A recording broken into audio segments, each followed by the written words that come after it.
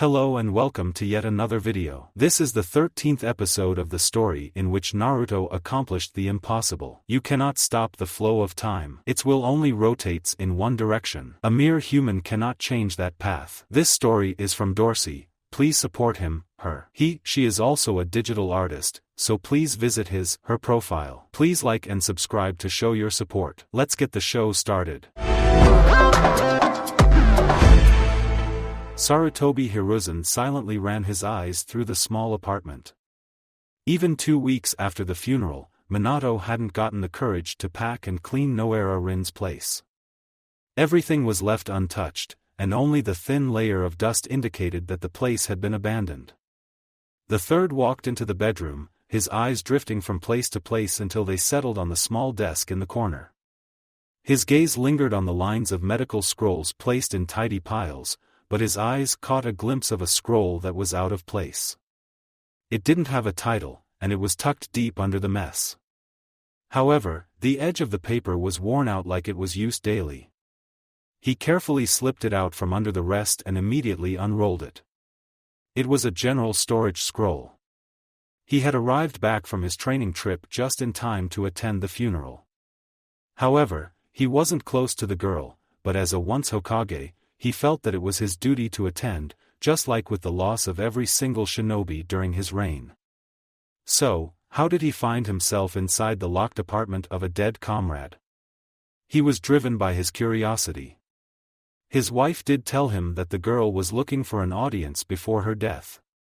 But he pushed it aside in favor for other topics until now. But the nudging feeling never stopped. The girl wanted to tell him something important, especially if she hadn't turned to Minato nor Jiraiya. Sarutobi furrowed his brow and channeled some chakra into the closing seal. It wasn't a fancy design, just a regular one you could have bought at every single shinobi shop if you had the money for it. The seal immediately obeyed, releasing its contents in an instant. The small puff of smoke cleared, revealing a lonely sheet of paper as its only content. It was just plain notepaper, the edge jagged as it was torn it out from a notebook. But the third immediately recognized the tidy handwriting. The perfect strokes, the unswerving lines. He had supervised his late student for years until he reached that level. Hiruzen studied it for a long minute, disregarding his suddenly loud heartbeat and rereading what was before him over and over again. His eyes were wide and confused as soon he realized what was in his hands. He released his grip on the storage scroll, and it rolled to the farthest corner of the room with a loud thud, stirring up the soft dust on its way. Millions of dust motes danced slowly and sparkled in the sunlight, but Sarutobi's gaze was unfocused. He stood there motionless, while gears turned in his head, dots connected with insane speed and more parts of the jigsaw clicked into place. A puzzle that hadn't let him rest ever since a blonde boy crashed into the village. Yamanaka Inoichi was shocked beyond words when Konoha's fastest messenger hawk knocked hurriedly on his window with its sharp beak. It didn't waste any time because as soon as the mind reader opened the window, the hawk turned to reveal the small brown package. On its back with an immediate summon from his Hokage to Konoha's torture and interrogation headquarters. When he stepped into the room, he was directed and found himself face to face with Minato. He almost made a step backward. The look on his Hokage, on his friend, was the perfect mask of immense betrayal that painted dark rings under his blue eyes. Inoichi gradually looked to the other occupants of the room when he finally gathered enough willpower to tear his gaze away from Minato's tortured face. Jiraiya looked equally broken, weary, disappointed and betrayed beyond words. He could think of only one common thing which could trigger something like this from all of them. Only one person got in his mind, and it made his stomach flip. Inoichi slowly turned his head toward the two-sided mirror to see the slumped form secured to the chair. The familiar mop of untidy blonde hair shrouded the captive's face, but he knew very well that he would find azure eyes and whisker-marked cheeks under the golden mass. It was Namikaze Toraku. He remembered. And by the betrayed looks, he was a threat. Inoichi clenched his hands into fists and glanced up to Minato, his eyes pleading to every kami to let him be wrong. But his hope disappeared and Minato looked away from his pleading gaze as he gave his order. You are authorized to use force. I want to know everything from his past. Do what is necessary. Inoichi nodded unsteadily, but as a veteran, he immediately tried to harden his emotions. But he failed pitifully. He let his own feelings surface when he stepped inside the room. He was aware that it flickered through his face, but he didn't care. He had heard the boy mumble a faint apology, but he ignored it. He felt equally angry and betrayed. He let the boy into his house, into his life, even shared his joy with him when his daughter had been born. With one last glare at the blonde crown, Inoichi raised his hand and slipped it under the golden hair. His hot palm connected with the boy's ice-cold forehead, and the interrogator released his jutsu, to this time, forcefully enter his mind. Inoichi found himself on the familiar passage he hadn't visited for long months. But what he found there shocked him to his very core. A blonde girl stood in front of him with folded arms and a stern expression on her fine features between the shelves, blocking his way toward the boy's memories. The very same blonde girl whose death he witnessed when he had first entered the boy's mind. Her lengthy, platinum blonde ponytail freely hung on her lean back, determined eyes observing him suspiciously. They stood there for a long silent minute, only observing each other and waiting for the other to make the first step. Inoichi was the first to open his mouth to demand an explanation, but the girl interrupted him before he could start his sentence. I won't let you go further. Inoichi frowned with confusion, so he asked the simplest question, why? Because you are here. Against his will. The interrogator stayed in silence for another long section, his eyes glued on the determined girl while his mind raced over several options. Are you a projection of his consciousness? The girl raised an amused eyebrow. No. Then what are you? A projection, an echo, a memory, a mirage. Choose what you like. It doesn't matter. But I won't let you go any further. Inoichi's frown hardened. If you aren't part of his consciousness, why won't you let me through? The girl's eyes hardened, but her lips turned up into a soft smile. Because he is one of my precious people. Inoichi narrowed his eyes. He was definitely facing with a mental barrier. But he didn't find anything like that until now. Heck. He never saw anything like that before. He saw the projection of the consciousness fighting with him in the form of the actual person, but never another.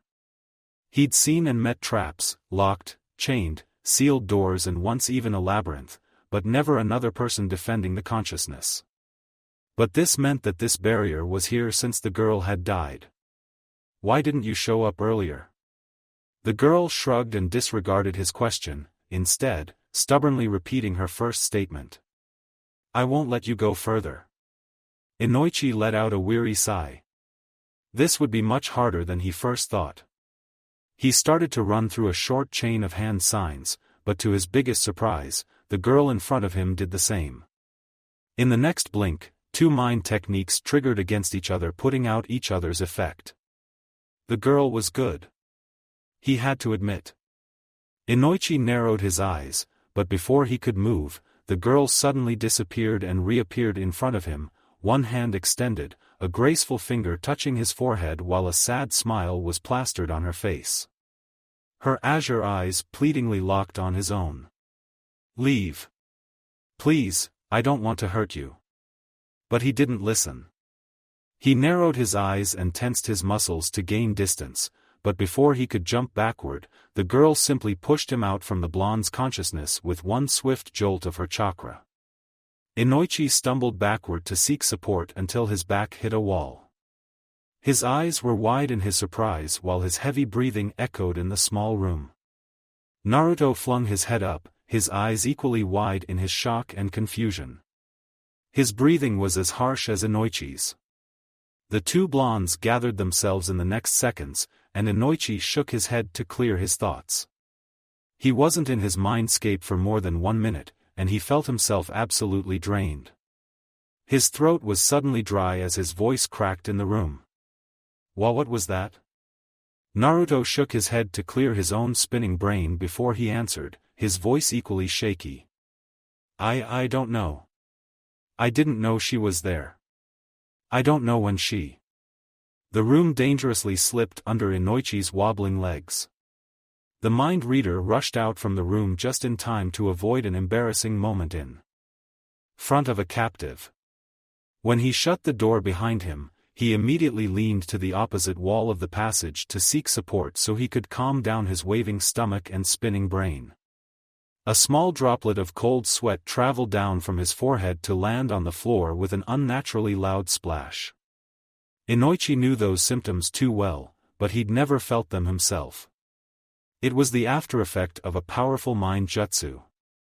He shook his head once again, braced himself and dragged himself inside the other room as the disturbing sensation died down to a manageable level. He met 3 pairs of concerned eyes. The lead interrogator Kawa Makoto also joined their ranks, waiting for his own turn. Inoichi shook his head once again and dropped himself on the inviting empty chair so his still trembling legs could have a break. Minato stepped closer, but Inoichi shook his head. He was afraid that if he opened his mouth, he would throw up on the Hokage. Another wave of nausea rushed through him. The interrogator immediately squeezed his eyes shut and pressed his palms on his eyes to fight with the symptoms as best he could. The others didn't distract him, even if that was what they wanted at the moment. They patiently waited for him to finally gather himself. He was able to do so, but only after a long, tensed minute. He slowly let his hands fall into his lap and raised his head toward Minato. "I'm sorry. It seems I won't be able to use my regular interrogation jutsu on him." The girl from his memory fragment, she had put a mental barrier on him and a damn strong one. I've never ever met anything like that before. She wasn't attacking physically, she used a mind jutsu like me. Those in a mindscape have an increased power, and the advantage of home was on her side. I can break the barrier, but it'll take time, maybe days. We don't have days. We need answers now. Minato started to massage the bridge of his nose in frustration. We will move on the traditional ways. I'll give him one last chance. We will try to interrogate him before I hand him to Makoto for a more. Minato's eyes drifted into the room with the equally shaken blonde, and his eyes traveled toward the veiled metal table. Drastic ways. Minato couldn't help himself. Despite what he knew, he still wanted to give one last chance to the boy before he handed him over. If he confesses to them, he wouldn't have to suffer. Inoichi nodded, watching as the 2 men left the room and entered to the other one. They shared a glance with Makoto before they turned their attention fully on Minato, who took the role of an interrogator while Jiraiya settled down in the background. Minato locked his stabbing eyes on the slumped form. The boy hadn't moved since they stepped in, but their eyes met for a fraction of a second when the boy peeked between his golden bangs. Anger rose in Minato, and he desperately tried to collect himself, but when he opened his mouth to demand answers, the restrained fury in his voice was transparent. "What's your name?" "I'm Namikaze — you are not a Namikaze anymore," Minato hissed out as he walked closer until he threateningly towered above the secured shinobi. Naruto finally realized that at that very moment he wasn't facing his father, his friend, nor his brother from the last year. Namikaze Minato, the kind and always smiling shinobi, wasn't here with him at the moment. He was faced with the Yondaime Hokage of Konoha. His voice and his blue eyes were cold as ice, without any love or care, only animalistic fury, sheer hatred and disappointment burned in those azure irises. He was now the man who would do anything to protect his village from danger. And this man was now thinking he was the threat. Danger to his loved ones, to his comrades, to the citizens of Konoha. Naruto slowly raised his head and turned toward his teacher, carefully avoiding Minato's burning eyes. Jiraiya? Do you remember when we were talking on that tree branch toward Suna? The Sannin nodded. He remembered very well that conversation when Toriku asked to kill him if he ever lost himself. Who would forget that kind of promise? I want to absolve you of your promise. You can't absolve me from that promise because you are not him. Jiraiya stated with a calm and collected voice, but he couldn't really hide the cold edge of it. Naruto hesitantly tried to shrug, but his muscles weren't obeying his will. The shrug reminded the Toad Sannin more of an awkward twitch or spasm than the intended motion. Maybe it's true. I'm not exactly him, but he is in me, and I was in him. His previous experiences, his feelings, his care, and his bonds are here with me. I'm very grateful for him, you know. He saved me, and he gave back a part of me that I thought I had lost long ago. It's funny that he built similar bonds as me, however, in a different perspective and way. Naruto lifted his head and looked straight into Jiraiya's narrowed eyes. Sensei. He braced himself, and finally, his head moved toward Minato. Family. A sad smile crossed his face. But Minato didn't care for his previous words. He asked once more, this time another question with the same cold and demanding tone. Where are you from?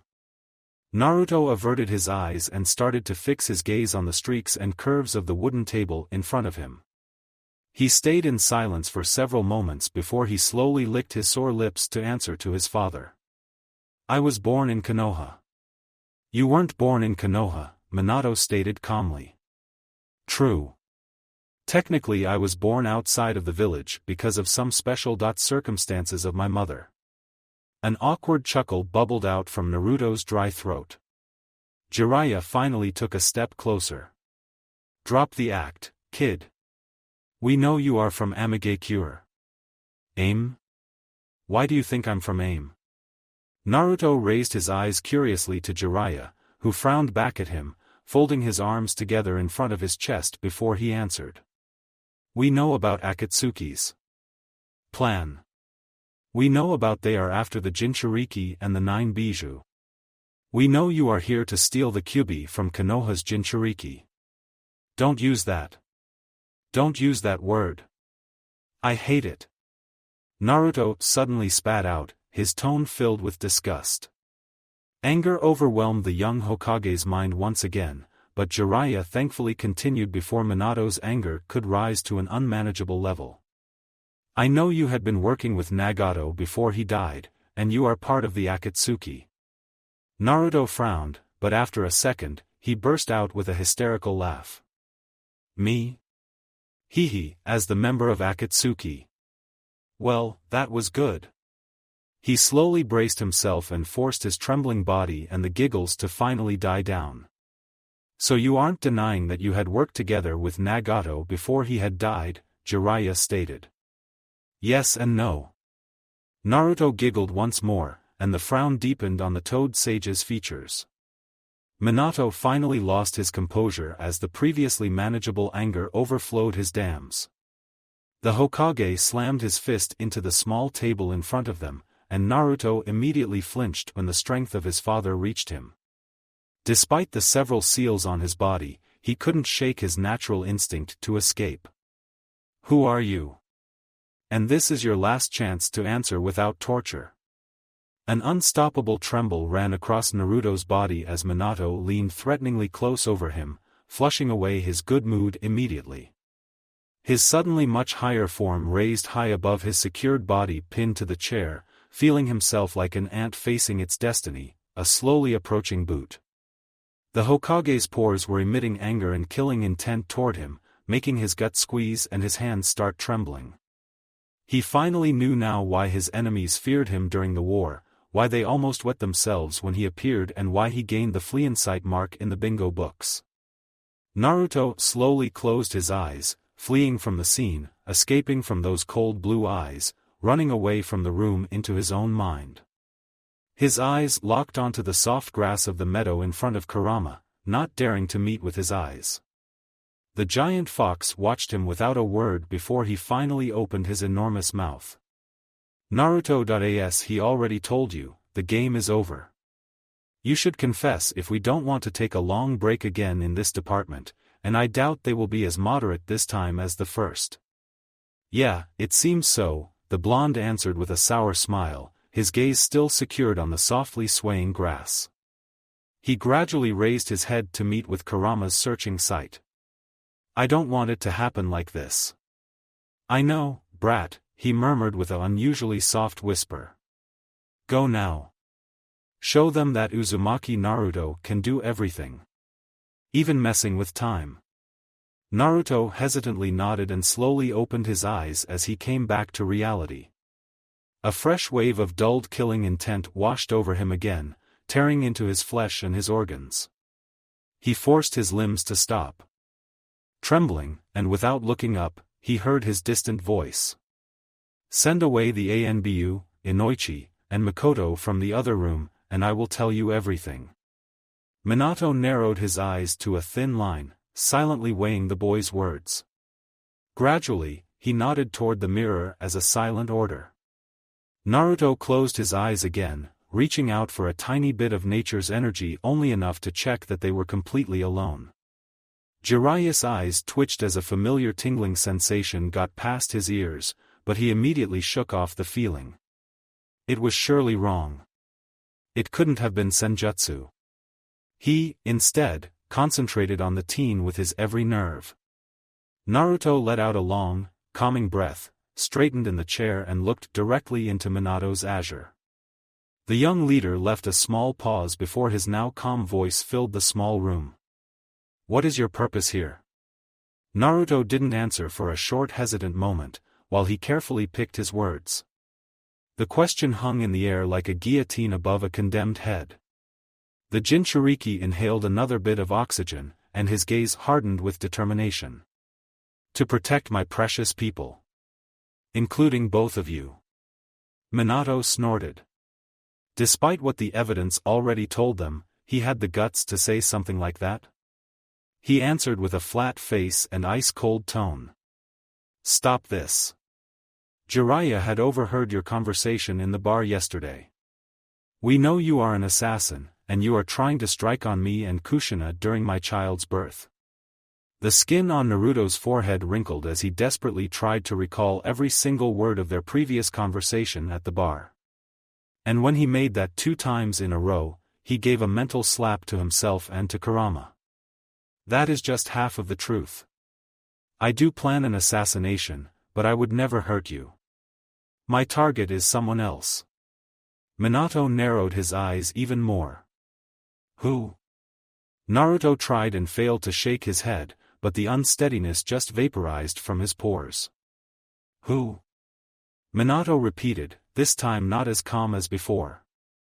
I don't want to hurt you, Naruto protested, but the Toad Sannin couldn't shake off the feeling that he actually answered.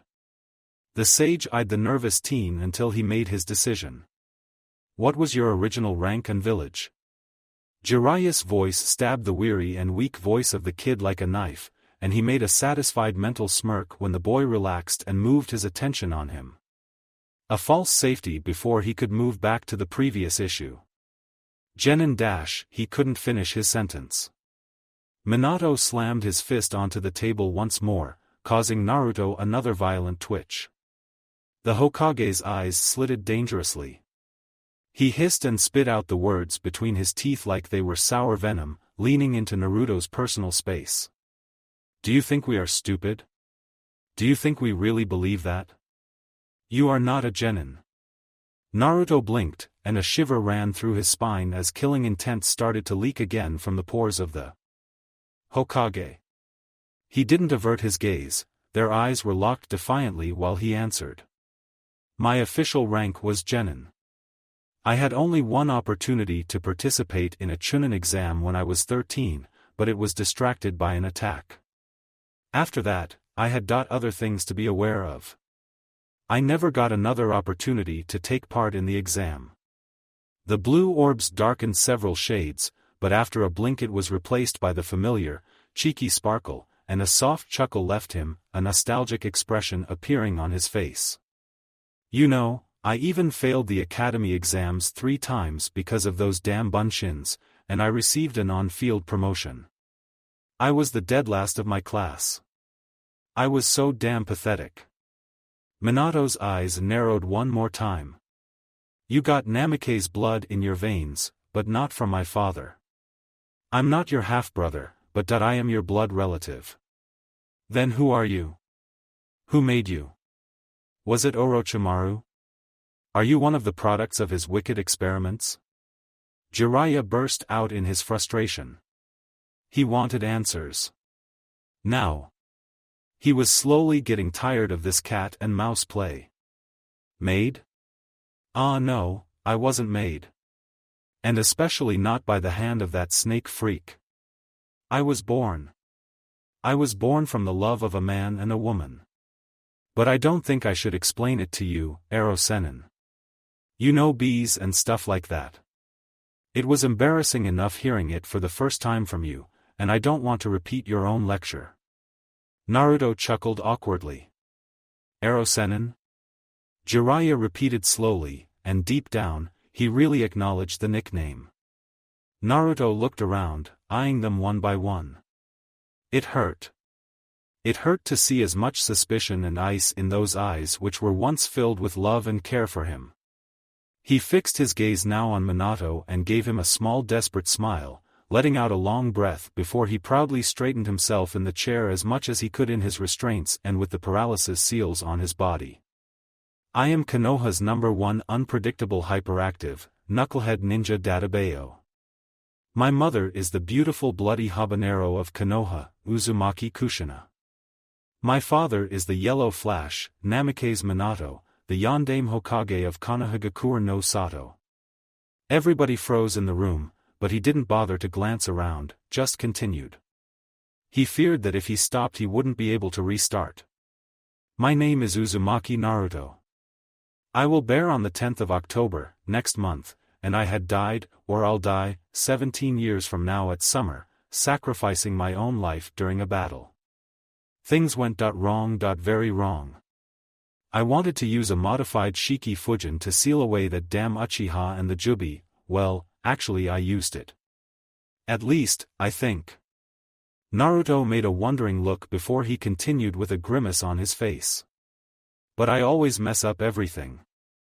I couldn't even die like a normal person. I wanted to become a hero, to die with the pride that I managed to save everyone at the price of my own life. I was maybe a little bit selfish. His gaze suddenly became distant and hazed, but it was gone with his next blink. Then, I find myself here. In the past. First, I thought I had failed, and that bastard got me with the Sharingan, and I'm in a genjutsu. Especially when I saw you in that passage. You know, you were my role model even when I didn't know who you were, Dad. And when I heard Gigi behind the Shinobi, I thought that I. So, that is my story. Time travel.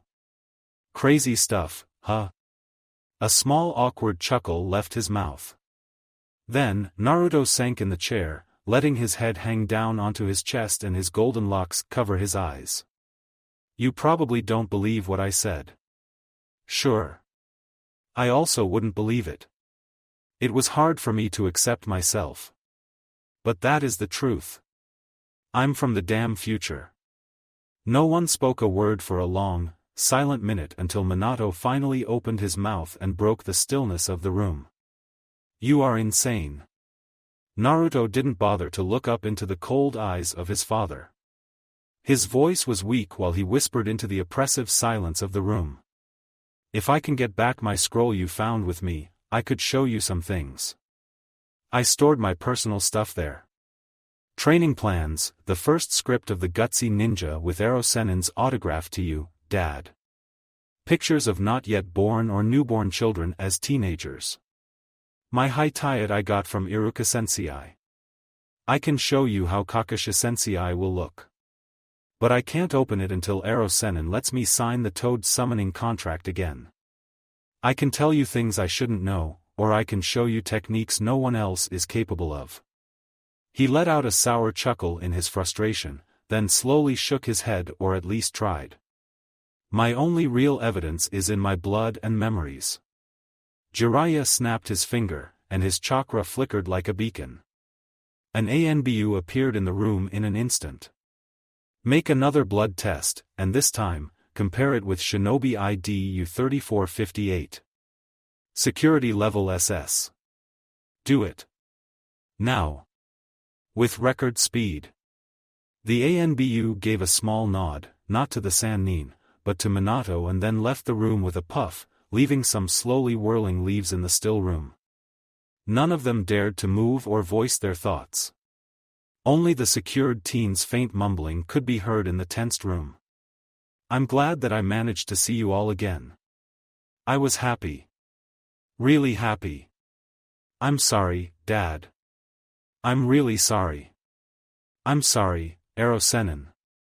I failed you and your legacy. But now I will protect all of you. This time, I won't let you die. None of you. He whispered more to himself than to the people in the room. He was scared now, to his very bone. Everything was a big mess, and he was bushed. This isn't going too good, muttered the fox with a deep frown on his face. I know, Kurama.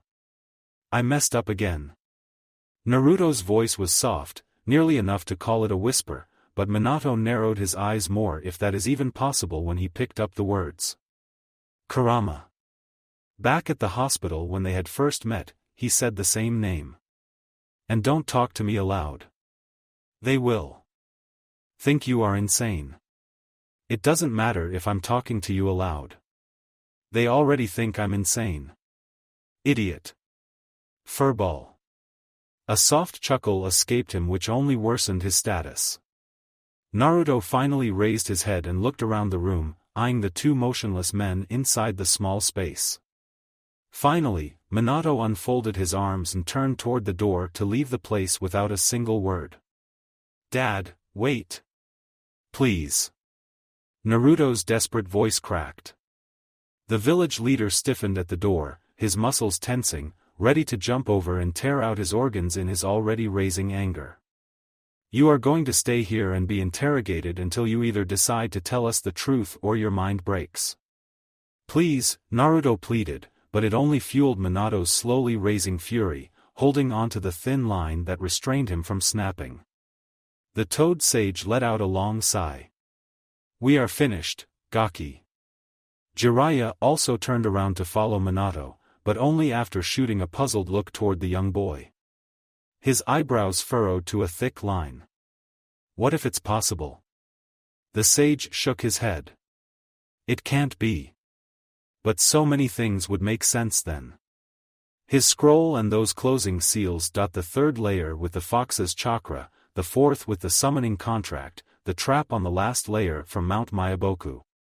His actions, his seemingly irresponsible knowledge about things. He stopped in his snail pace and glanced back at the slumped form of the boy. He was on the verge of opening his mouth, but a faint whisper from the boy stopped him. I'll do it. The faint sound also stopped Minato, his hand hovering above the door handle for a long moment before the blonde's determined voice reached his ears again. I'll do it. I'll allow you inside my mind. She won't resist this time. I'll take care of her somehow. I can show you my memories. Minato gritted his teeth and didn't answer immediately. The suffocating silences was stretched to its limits. Gradually, the Hokage turned around, his azure blue orbs meeting with identical blue ones. The same orbs which sparkled with ploy during the past months, which he watched with care and love. They were desperate. Pleading. He didn't want to see those emotions behind those eyes anymore. The only thing he wanted to see were the eyes of a man who deceived him, who was after the life of his family, who influenced his decisions, his life, and who knows what else he had already done inside the shadows. But this time, he wasn't here as Namikaze Minato. He had to act on the behalf of Konoha, and he needed answers to ensure her safety. He calmed his waving emotions and made his decision with a clear head.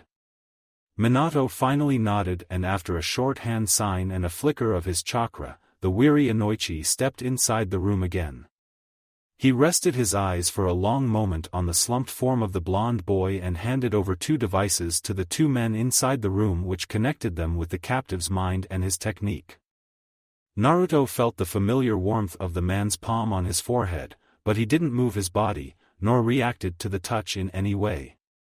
He could feel the gathering chakra inside Inoichi's palm, and Naruto's mouth moved to warn the interrogator in advance. Before you step in, I must warn you, Ojaizen. You will see strange and confusing things. Don't freak out. Inoichi's eyes narrowed, but after a long break, he released the gathering chakra and his technique. 3 men stood inside a long passage lined with shelves slumping under scrolls and books. It was a familiar scene for the veteran interrogator. He had already been in this place dozens of times during his weekly checkups with Toraku. However, just like half an hour ago, they found themselves in front of a frowning blonde kunoichi. She defiantly stood there just like last time, her lean arms folded in front of her chest to keep them from moving any further in the captive's psyche. I've already told you. I won't let you further. Wow. I have never been here before. The 3 men and the girl immediately flung their heads toward the cheerful voice to face the young blonde man, currently observing the shelves in front of him curiously, running his fingers through the titles until a confused grimace appeared on his fine features. That I didn't know that I even learned this technique. It's okay. He is here to lead us. The interrogator stepped out from the group and approached Naruto with a stern look on his face. Why have you never appeared before? The teen shrugged, and a well-known foxy grin appeared on his face after he finally turned toward them, slowly putting the scroll back on the shelf. I've never tried. What are you going to do with her? Inoichi pointed toward the blonde girl, who still stood there, her blue eyes wandering suspiciously from one intruder to another. Try to ask her kindly to let us in. Naruto shrugged once more and stepped closer to the projection of Ino with a soft smile on his face, his movement followed by Inoichi's raised eyebrow and surprised eyes. Naruto slowly approached his late comrade until there were only some steps between them. Her gaze immediately flung on his small, kind smile. They stood there, neither of them talking for some time. Naruto's soft voice was the first to interrupt the peace. It's been a long time. Yeah, that I think. Her voice was equally soft, but it still echoed back and forth between the shelves. Naruto eyed the girl for another stretched and silent minute before he gradually reached out to touch her hand. To make sure she was really there. But it simply slipped through her. This is your consciousness, Baka. I can't hurt you, and you can't touch me. A curious frown appeared on Naruto's face. When did you do this? The girl shook her head, her long ponytail fluidly following her motion. I don't know. I don't have memories. I'm only a projection. The essence of my original self's will. That is, to protect your mind. Inoichi frowned by the new information. There was a technique like that in the family archive. Or at least something similar to that. A Yamanaka mental barrier, which puts the protective projection of the user against an intruder. But no one had been able to use that technique for decades. And this girl looked young. Or was very young when she had died. Maybe at the same age as Toraku. Inoichi stepped forward. Will you let us pass this time? A hesitant frown appeared on the blonde girl's face. It depends on him. If he is willing to let you pass, you can pass. But only with him. I shouldn't even be here. Maybe your forced entry triggered the defensive mechanism. I think my original wasn't counting on a Yamanaka invading his mind instead of an Uchiha. Another soft smile appeared on Naruto's face. But his eyes sparkled with playful mirth. I've always known you never hated me. Even when you told me so. Baka. How should I know that? I told you, I don't have memories. A small, embarrassed smile appeared on the young girl's face, but she obediently stepped aside with a small pink shade on each of her cheeks, letting the small group pass, but she could still hear Naruto's soft, almost unnoticeable murmur. "Thank you, Ino." Minato let his eyes wander on the enormous quantity on knowledge, his eyes drifting from title to title, while Inoichi and Naruto led the small group toward the end of the passage to a wooden door, toward the memories of their captive. The small group stepped through the door, and they found themselves inside a meadow with soft and sweet grass under their feet, an unnatural, azure blue sky overhead, and endless colorful spots of wildflowers laid all over the landscape. The sweet scent of lilies immediately reached their noses, and to Minato's biggest surprise, his aching nerves immediately settled down. It was pure and peaceful. Only the shelves broke the illusion and reminded him that he was in someone else's mind and not outside. Inoichi's voice kicked him out of his musings. "Where are your old memories?" The blond boy looked around with a confused face while he scratched the crown of his head in an all-so-familiar manner they had seen thousands of times when he was puzzled. "Well, I don't know exactly. Sorry. Kurama. Help me out please." An irritated ch echoed in the meadow, but almost instantly, a point of the scene started to wave and wobble, and after a long moment, a vigorous orange door appeared in the middle of a place filled with moonflowers and crocuses. A breeze ruffled the delphiniums in the background, and Inoichi noted them with a side glance. Levity, fun, big heart, ardent attachment and joy. The cheekiness of Toraku. Inoichi frowned. That was definitely not the boy's voice. Maybe a split personality? And to be able to place a genjutsu in the mind. He'd never heard of anything like that before. He glanced to the side to spot a huge weeping willow surrounded by countless dark crimson roses, which weren't there during his last visit. It was definitely a memorial. A place to mourn. His eyes widened when he spotted a small, black-framed picture of a smiling girl gently placed against the base of the tree. It was Rin. Minato traced the interrogator's gaze, and he had to restrain a flinch when he also spotted the picture of his late student. He didn't know how he should feel himself. He struggled between anger and his own mourning when he spotted the picture of the kindly smiling girl. Naruto, not concerned by their sightseeing, slowly took the lead after an amused look, and opened the orange door and stepped through it. A muffled splash could be heard from the other side of the door, and the three men shared a confused and suspicious glance before they also stepped inside, following the curious Inoichi. To their biggest shock, the meadow was gone, their feet sinking into ankle-deep water. The azure blue sky and the meadow were replaced with rough, concrete walls. The scent of lilies disappeared, and the only thing the interrogator could smell was rust. Inoichi frowned. That was definitely very different from his previous mindscape. A result of a harsh past. A childhood trauma maybe? Then, the previous mindscape was the result of the last 1 year with them. But that would mean he was happy here. It made absolutely no sense. If he was a threat, if he wanted to harm Konoha, why would his mindscape look like that? Minato glanced toward his sensei, who also noted the extreme change with narrowed eyes and answered with a shrug. They followed the two blondes without a word, trailing behind them across the long tunnels and passageways until the ankle-deep water suddenly disappeared, and they found themselves in a giant hall filled with shelves, slumping under the enormous amount of books and scrolls, under their captives' uncountable number of old memories, stretching high toward the unreachable ceiling. How on earth? Inoichi felt his jaw drop until it almost hit the ground, and the teen let out a small amused chuckle at the face. It's this much because of the mass amount of shadow clones I use. Their memories are also here somewhere. Inoichi glanced to one of the shelves and spotted one title almost immediately. Shadow Clone, No, 928-156.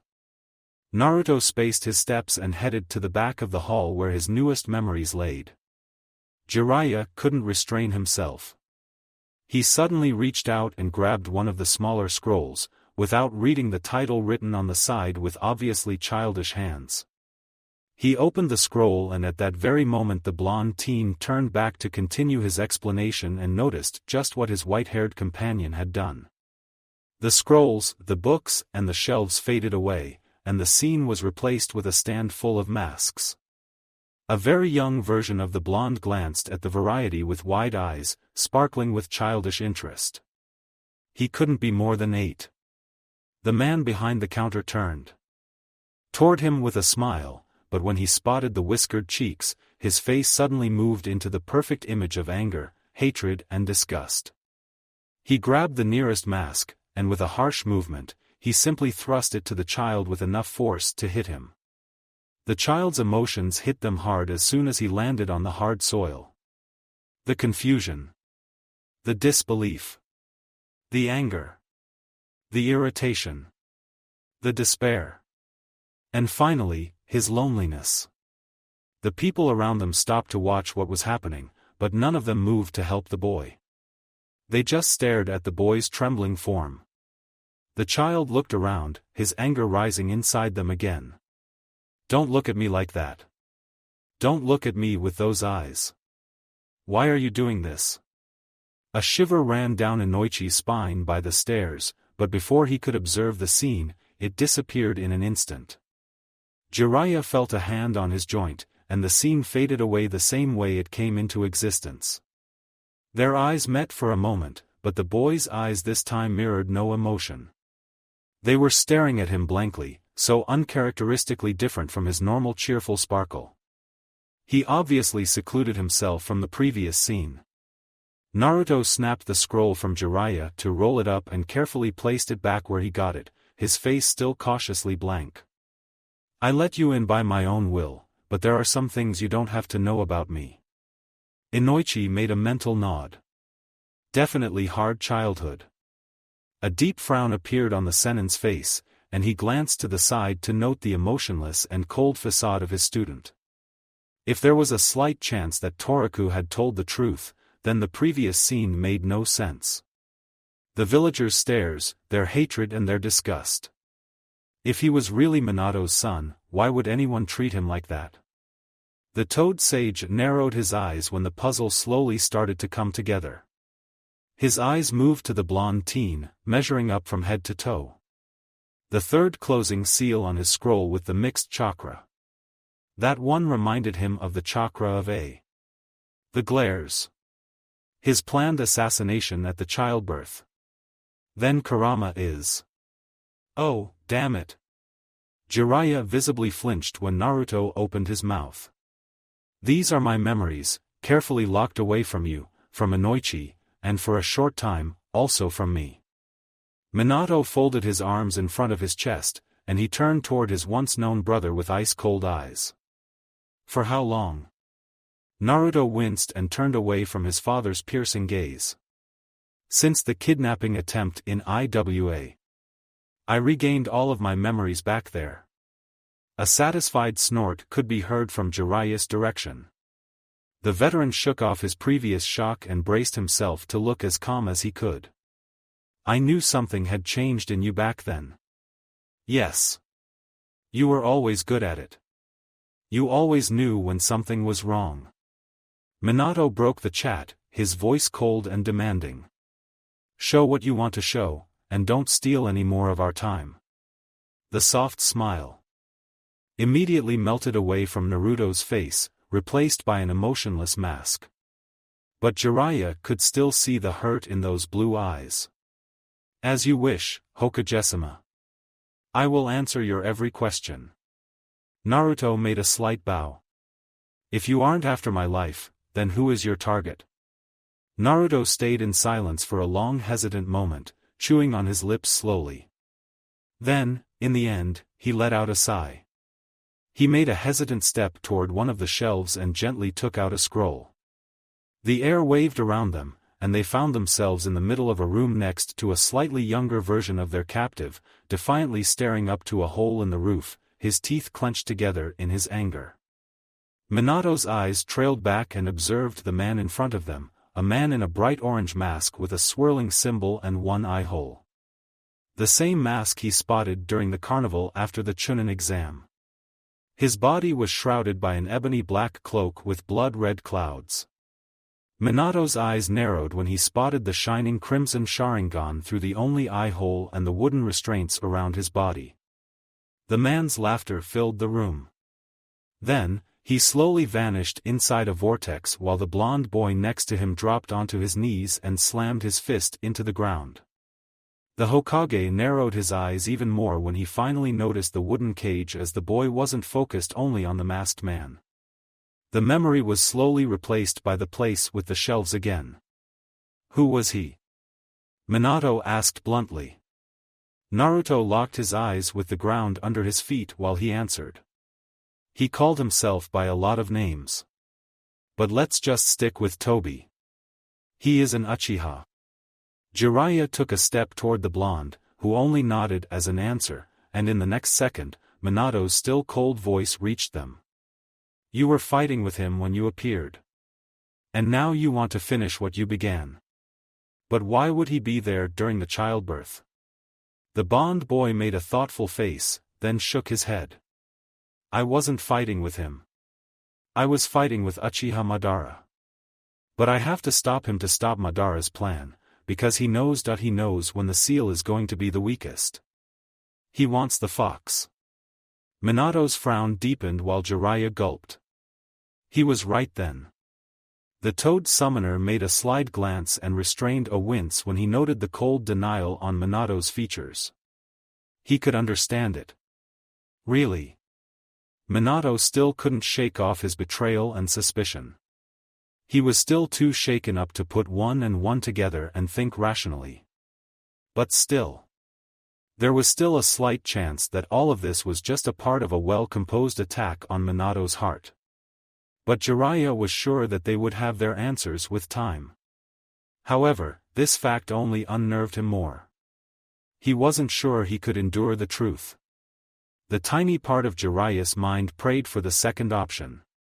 That the boy was just an enemy. Because if what he told was true. If he was really Minato's son from the future, then the next years will hold a lot of pain. A snort echoed suddenly, and the Yandame's face scrunched up into an annoyed grimace. Uchiha Madara is dead. The time traveler shook his head with a confused frown plastered on his face. He must be dead now. At least, he should be dead now. After Rin's death, he stopped as the words stuck in his throat. His confused face suddenly twisted into a frustrated grimace. Naruto raised his hands and tore into his blonde locks to channel down some of his waving emotions. It's complicated. But I have to stop Toby before he gets the fox. Naruto let his hands fall to his sides and finally raised his head, and his blue eyes locked with his father's. Jiraiya narrowed his eyes while he observed the flaming blue pools. They seemed so determined, so sincere. The sage let out a sigh and asked a question which had bugged him if his theory was right. What was your previous relation to the Sandame? The boy didn't answer, instead he slowly walked toward another shelf, fetching a second scroll. The world around them faded away once more, and they found themselves inside the familiar office of the Hokage Tower. A slightly older version of Hiruzen was observing a small blonde child in front of him, around 6 or 5, his aging eyes shining with concern. Jiraiya could spot the white streaks in his teacher's once brown hair. The currently faint lines on his face were now deep, and he could also see a few faint liver spots over his face which he was sure he hadn't gotten yet. The projection of the third let out a long breath and put his pipe to the side. Why did you do that? Why did you dye the Inuzuka dogs pink? The child's face hardened and folded his arms in front of his chest, turning away from the Hokage. He stubbornly refused to answer, evidently sulking for a long minute.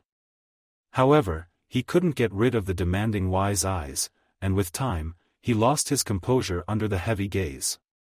The boy finally turned back with a pout, his features the perfect mirror of indifference, but Jiraiya could already see the first tears unsteadily equilibrating on his eyelids.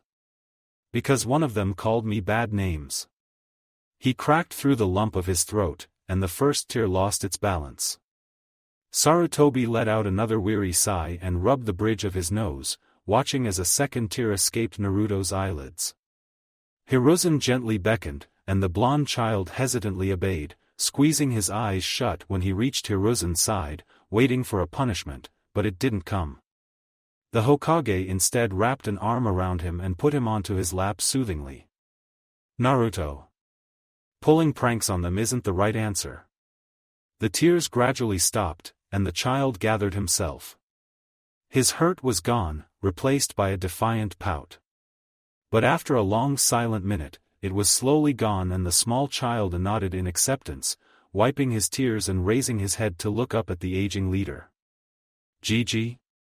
Yes. Naruto? Hiruzen asked soothingly. I'm sorry. The Hokage slowly shook his head, and a warm, caring smile spread across his wrinkled face, when the small child leaned closer to the Hokage's chest, desperately seeking comfort. Gigi? The small child's faint mumble filled the office again. Yes, Naruto? He repeated patiently. They never talk like that with you. It's because you're the Hokage. It wasn't a question. It was a sour fact slipping from the lips of a 5-year-old child. I'm going to be the next Hokage. And then all of them will look up at me. Jiraiya frowned. Sarutobi wore the Hokage's robe, and the child called him as it. He was in charge again. He made a side glance to Minato, and almost immediately a painful grimace spread across his face and paled, when he realized why the Sandaime was in charge. The named old man opened his mouth, but before he answered the scene faded away, and they were back next to the shelves. Minato slitted his eyes while sheer confusion spread across Inoichi's face. The mind reader made a side glance at their captive, who locked his gaze on the ground. He desperately tried to figure out what the hell was going on, but for now, it was a fail. He could only hope that with time, all of this mess would make sense to him. Naruto was lost, utterly lost in his consuming and empty mind. The sudden fear overwhelmed his thoughts and fogged his brain. He didn't have the courage to look up at the others. He was afraid of what he would find in their eyes. Disbelief? Most likely. Suspicion? For sure. Gradually, he finished his battle with his inner demons and glanced to his father. Defiance. He immediately winced and trailed his eyes toward Inoichi. Utter confusion. Finally, he moved his attention to his once sensei, and at first, he couldn't really comprehend the expression on his face. With time, he finally realized that his gaze was locked on the almost invisible sad smile on his face. Naruto's tensed muscles instantly relaxed as a wave of hope rushed through him. Show us the rest, please. Jiraiya's baritone cut the silence like a knife, but it wasn't offending. It stroked his shoulders in a soothing manner, reassuring his soul and giving him the power he needed. Naruto didn't answer, only a small, almost invisible smile tugging his lips upward as he nodded. The world around them became black before the small group found themselves on the flat roof of the Hokage Tower. They were in the middle of Konoha surrounded by several people. Indeed. Minato narrowed his eyes, scrutinizing Kunoichi. I know this woman.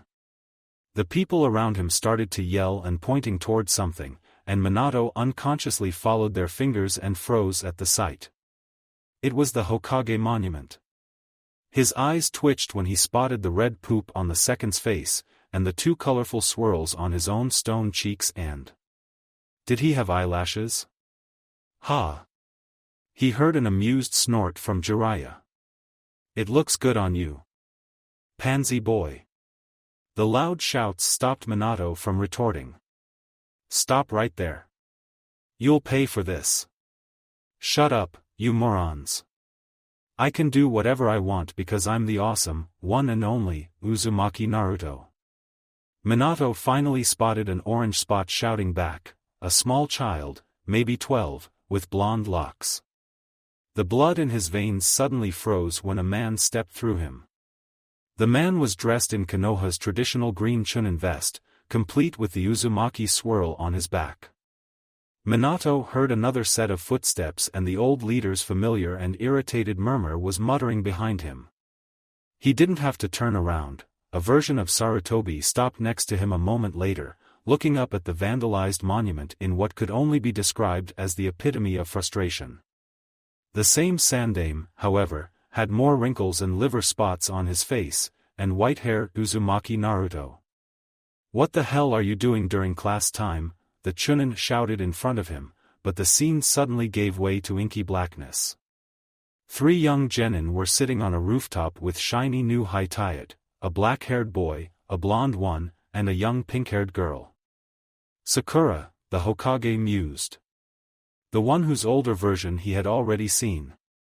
His eyes drifted to the last person, and he immediately took a step back and sucked in a breath. "It's your turn to introduce yourselves now." The blonde child shouted his name again, then began to mumble about ramen, but Minato fixed his eyes on the older man, on the gravity-defying spiky silver hair, the unmistakable dark blue mask on his face, and the Haitayat carefully hiding his left eye. "My dream is to surpass the Hokage and have the people of this village acknowledge my existence." Existence? Hokage? What is that child talking about? The words slipped out from Minato's lips without his awareness. Jiraiya's eyes narrowed as he noted his former student's confused expression. He glanced back at the memory of the still rambling boy with a sad, understanding smile on his face. Now he understood his longing. The pranks. All he did was for attention. The image blurred and blacked out again. They were in a clearing now next to 3 poles, the blonde child secured to the middle one. The previous man who looked like Kakashi stood in the middle. Those who break the rules of the ninja world are trash. But you know what? Those who don't take care of their comrades are lower than trash. The movement of his mask and the way his eyes were crinkling with genuine good humor hinted at the wide and proud smile on his face. "All of you pass.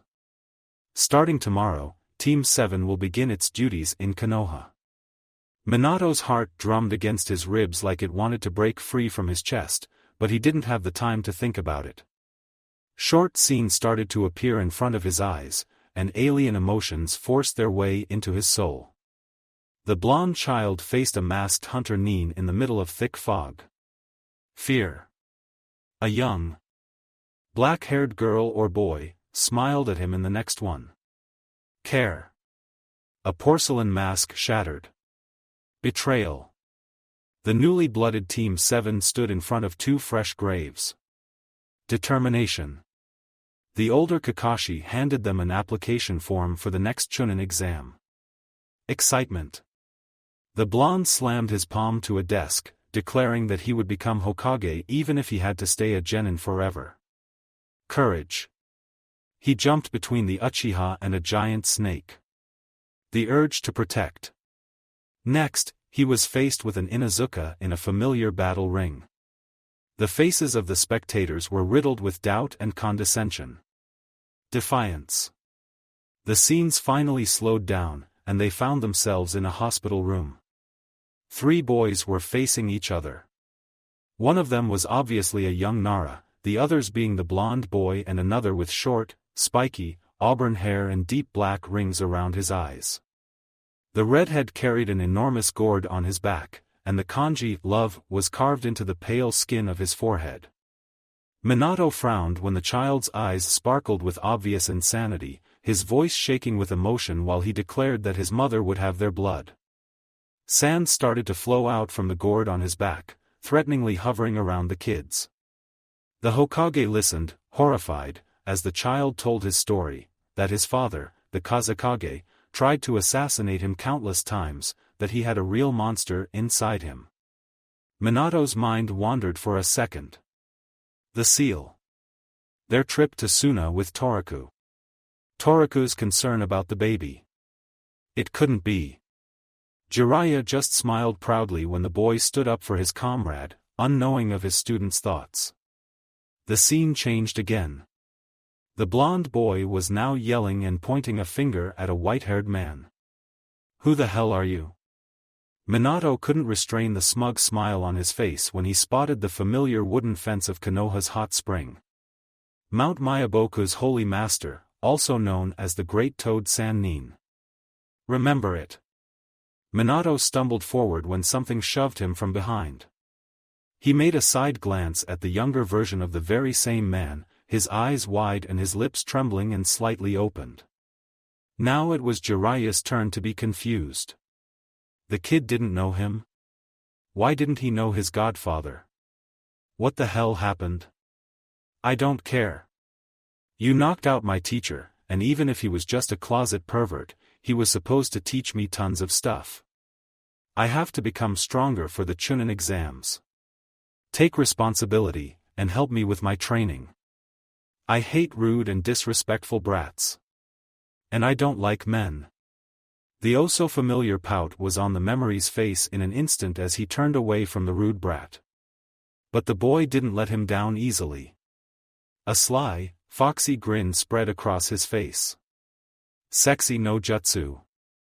Minato watched with a twitch in his eye as the older version of his sensei slobbered at the sight and almost immediately accepted the request to train the blonde child.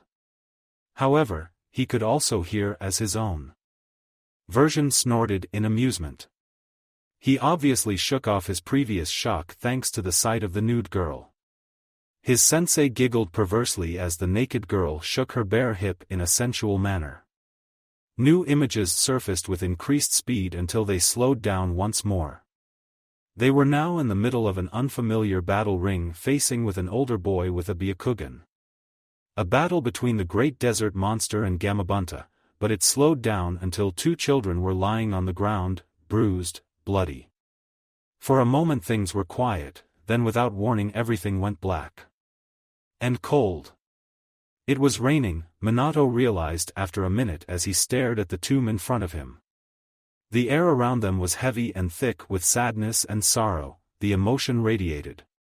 He fixed his eyes on the picture of his predecessor tidily placed in the middle of a new monument.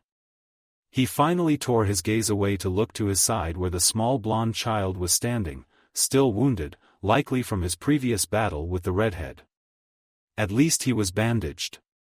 A smaller child in front of the blonde started to sob, and the Chunin from the first scene crouched down and locked him in a tight embrace. Someone behind his back whispered vengeance on Orochimaru for killing the third. The scene changed once more, the funeral replaced by the untidy walls of a bar. The village hidden in the leaf has issued a request for you to be the fifth Hokage. Minato narrowed his eyes, and a heavy gasp echoed from his sensei's direction. They waited apprehensively for the familiar blonde woman to finally give her answer. The older Jiraiya, however, was under no such restriction. So, Tsunade? Will you answer the call of our village? As if to belittle the severity of the request, the woman's delicate features scrunched up in an annoyed grimace. I decline. What the hell? The blonde-haired kid was beside himself, shouting toward Tsunade, but the woman ignored him. She, instead, turned toward the frowning Sannin and jerked a finger at the boy. Who's the kid? My new apprentice, Uzumaki Naruto, the sage answered, a small, proud smile tugging at his lips, but the restrained expression would be only recognizable to his own younger version. Too bad his attention was glued on Tsunade, watching how she shifted in her seat. Her chest rose and fell. He could sense the sweet smell he missed so much, but it was most likely from his own memories. Finally, with an inhuman willpower, he restrained his consciousness back to the scene. Jiraiya, he's even worse than your last one. In terms of looks, speech, and intelligence. Jiraiya let out a loud laugh next to Minato, but the Hokage didn't react at all.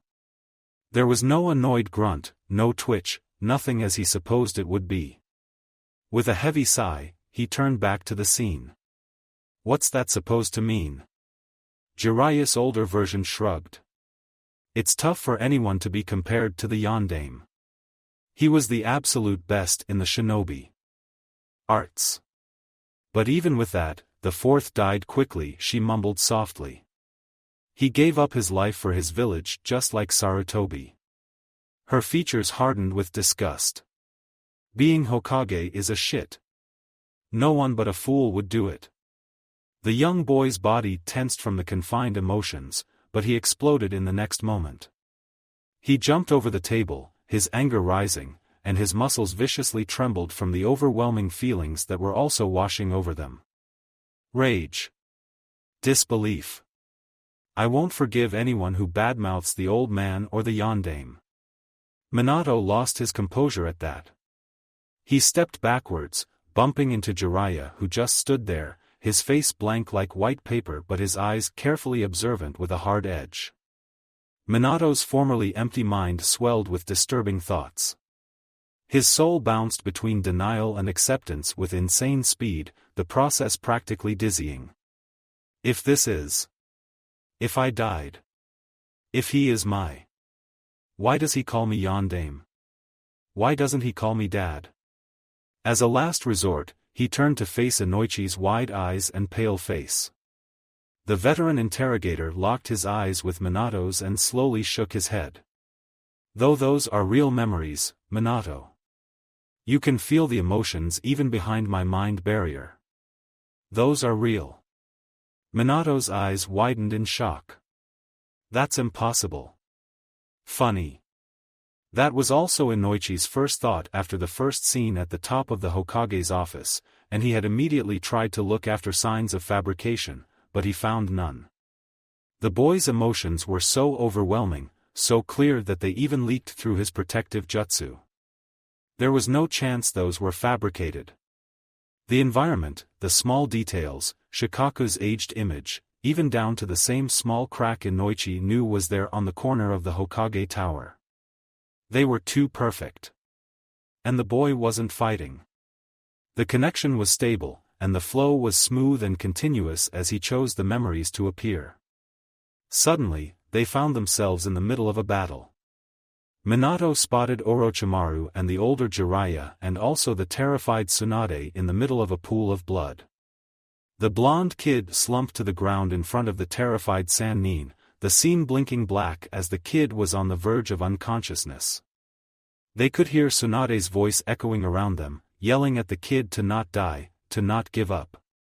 In the end, the world around them became clear once more, but only for a fraction of a second as the kid reached out for the well-known crystal necklace. They watched as Tsunade gently put the necklace around his neck, the voices around them becoming clear, then muffling again from time to time as the kid came in and out of consciousness. They listened to the wavering conversation in the background between the three Sannin. They listened as Tsunade declared her position as the Godaime Hokage. Those were the last words they could hear before the boy's body gave up the fight and drifted into unconsciousness. Another series of short images started to flash in front of their eyes, short memories of fights, spars, pictures of a smiling Jiraiya while walking next to each other in the streets of distant towns. The images finally slowed down. A group of Konoha shinobi stood in front of a three-person squad next to the enormous sandstone walls of Suna. Jiraiya glanced around and grimaced when he spotted the older green beast in the background, babbling loudly about the flames of youth, a weary Kakashi seated and not to mention suffering on his back. The blonde boy stepped forward to face with the same boy from before. However, both of them looked older by at least 2 or 3 years. Soft sand started to flow and raised the hand of the blonde boy to meet with his companion for a friendly shake. Minato narrowed his eyes as he observed the 3 Suna shinobi. Someone yelled from the background, and a jounin ran out from the entrance, the same, but older version of the man who escorted them all around the village when they were there together with Toriku. Kazuka Jessima. I'm sorry, but the village council is requesting your immediate presence. The auburn-haired boy nodded, but his gaze was still locked on the softly smiling blonde. Uzumaki Naruto. Thank you. The named Kage made a real, deep and respectful bow toward the teen, who scratched his flushing cheeks in embarrassment. Jiraiya let his mouth hang open. A Kage bowing to a Konoha shinobi? No. To Naruto. To his godson. A wide and proud grin spread across his face. Gaara, note that I secured an advanced favor from you when I'm the Hokage, after Tsunodabakan finally admits that she's too old. A soft smile. When the time comes, I'll give you that favor, Uzumaki Naruto. You have my word.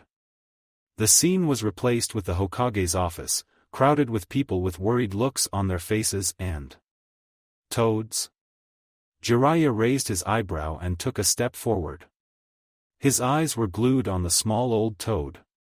Minato's gaze wandered toward Tsunade sitting behind the table, her chin resting on her folded fingers.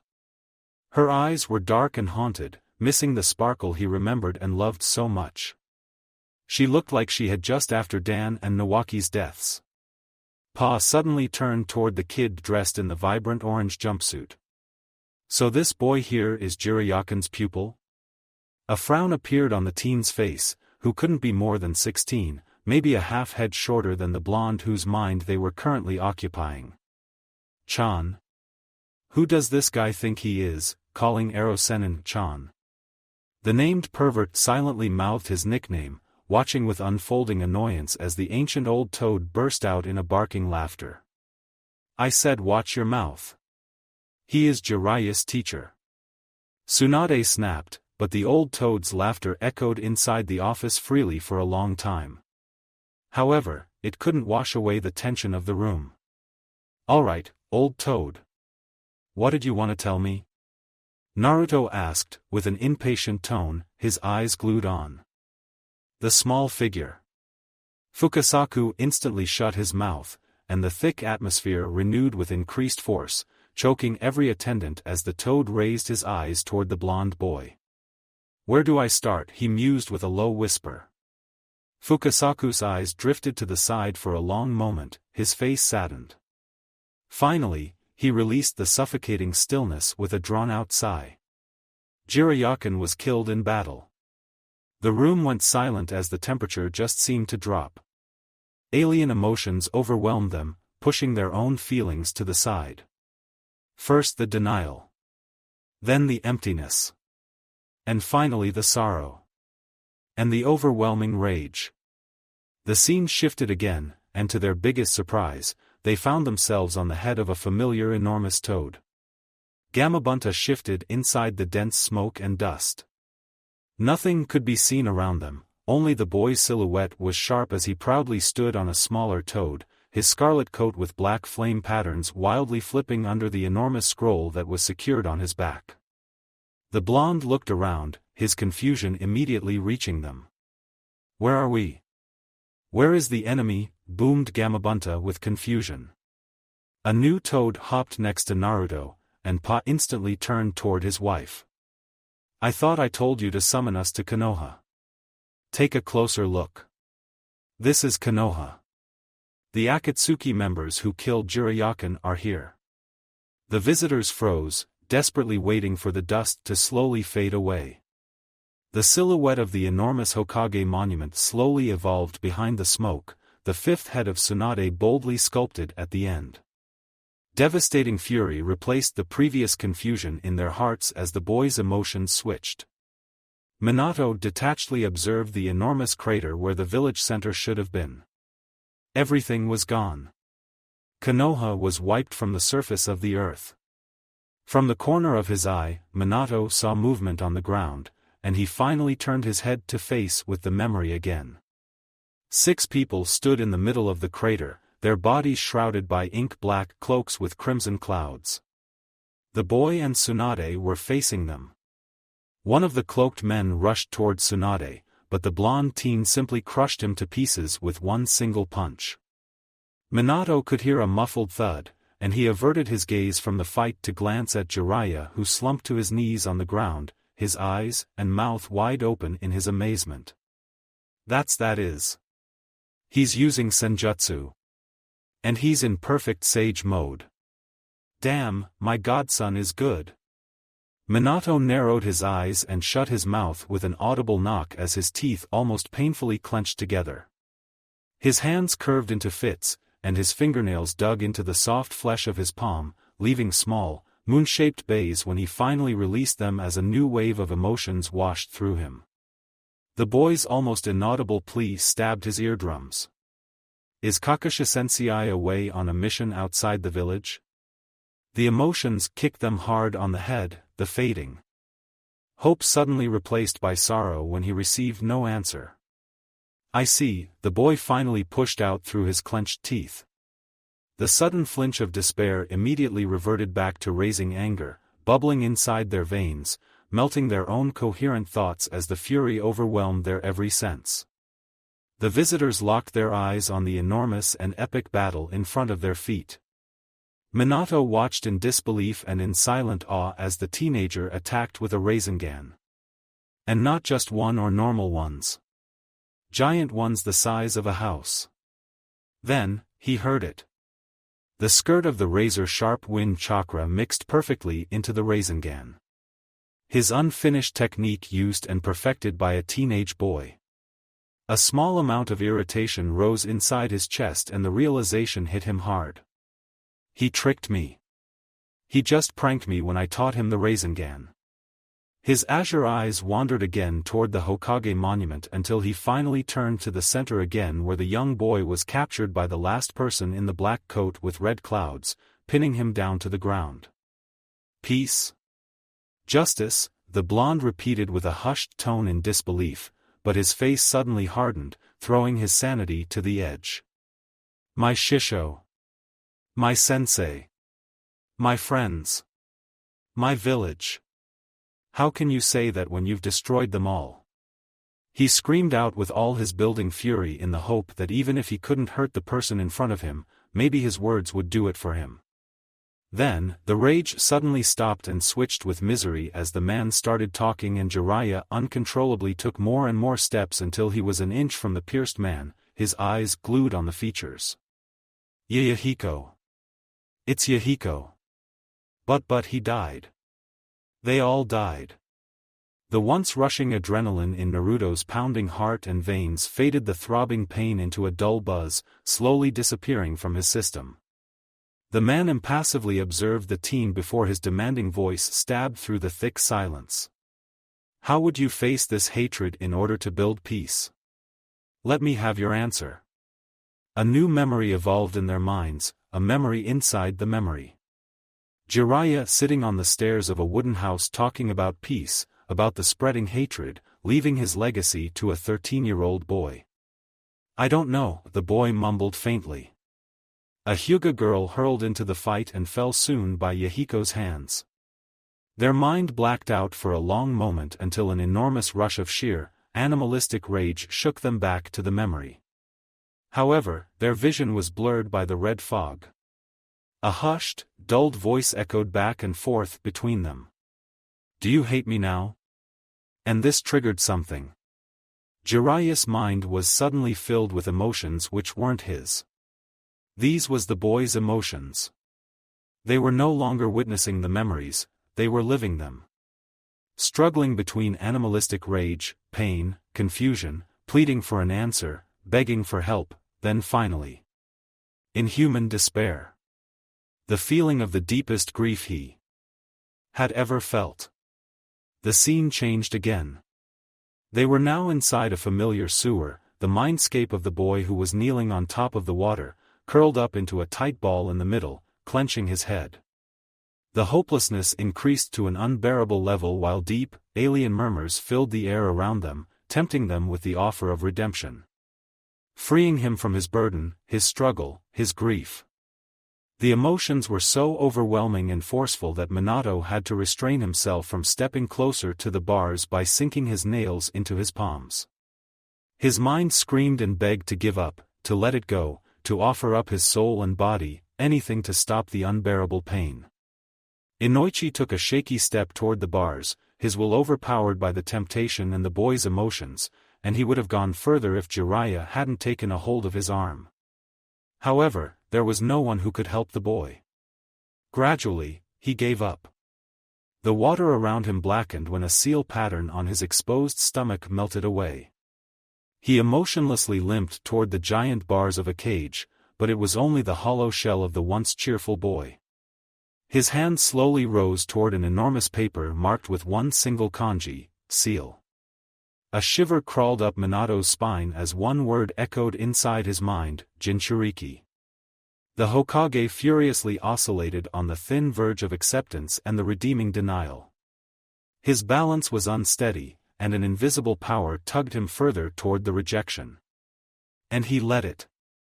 Because if he would accept what the boy had said, he would also accept what he had done to his son, shoving his own blood into misery, into a lifetime of pain and grief. Giving his own flesh a burden no one should carry. A conversation forced itself into his weary brain together with the sudden shame and regret about something he hadn't even done. Not yet, anyway. I understand your point, and it is the same for me. Using a child to create a Jinchuriki is shocking for me also. I would never do that willingly.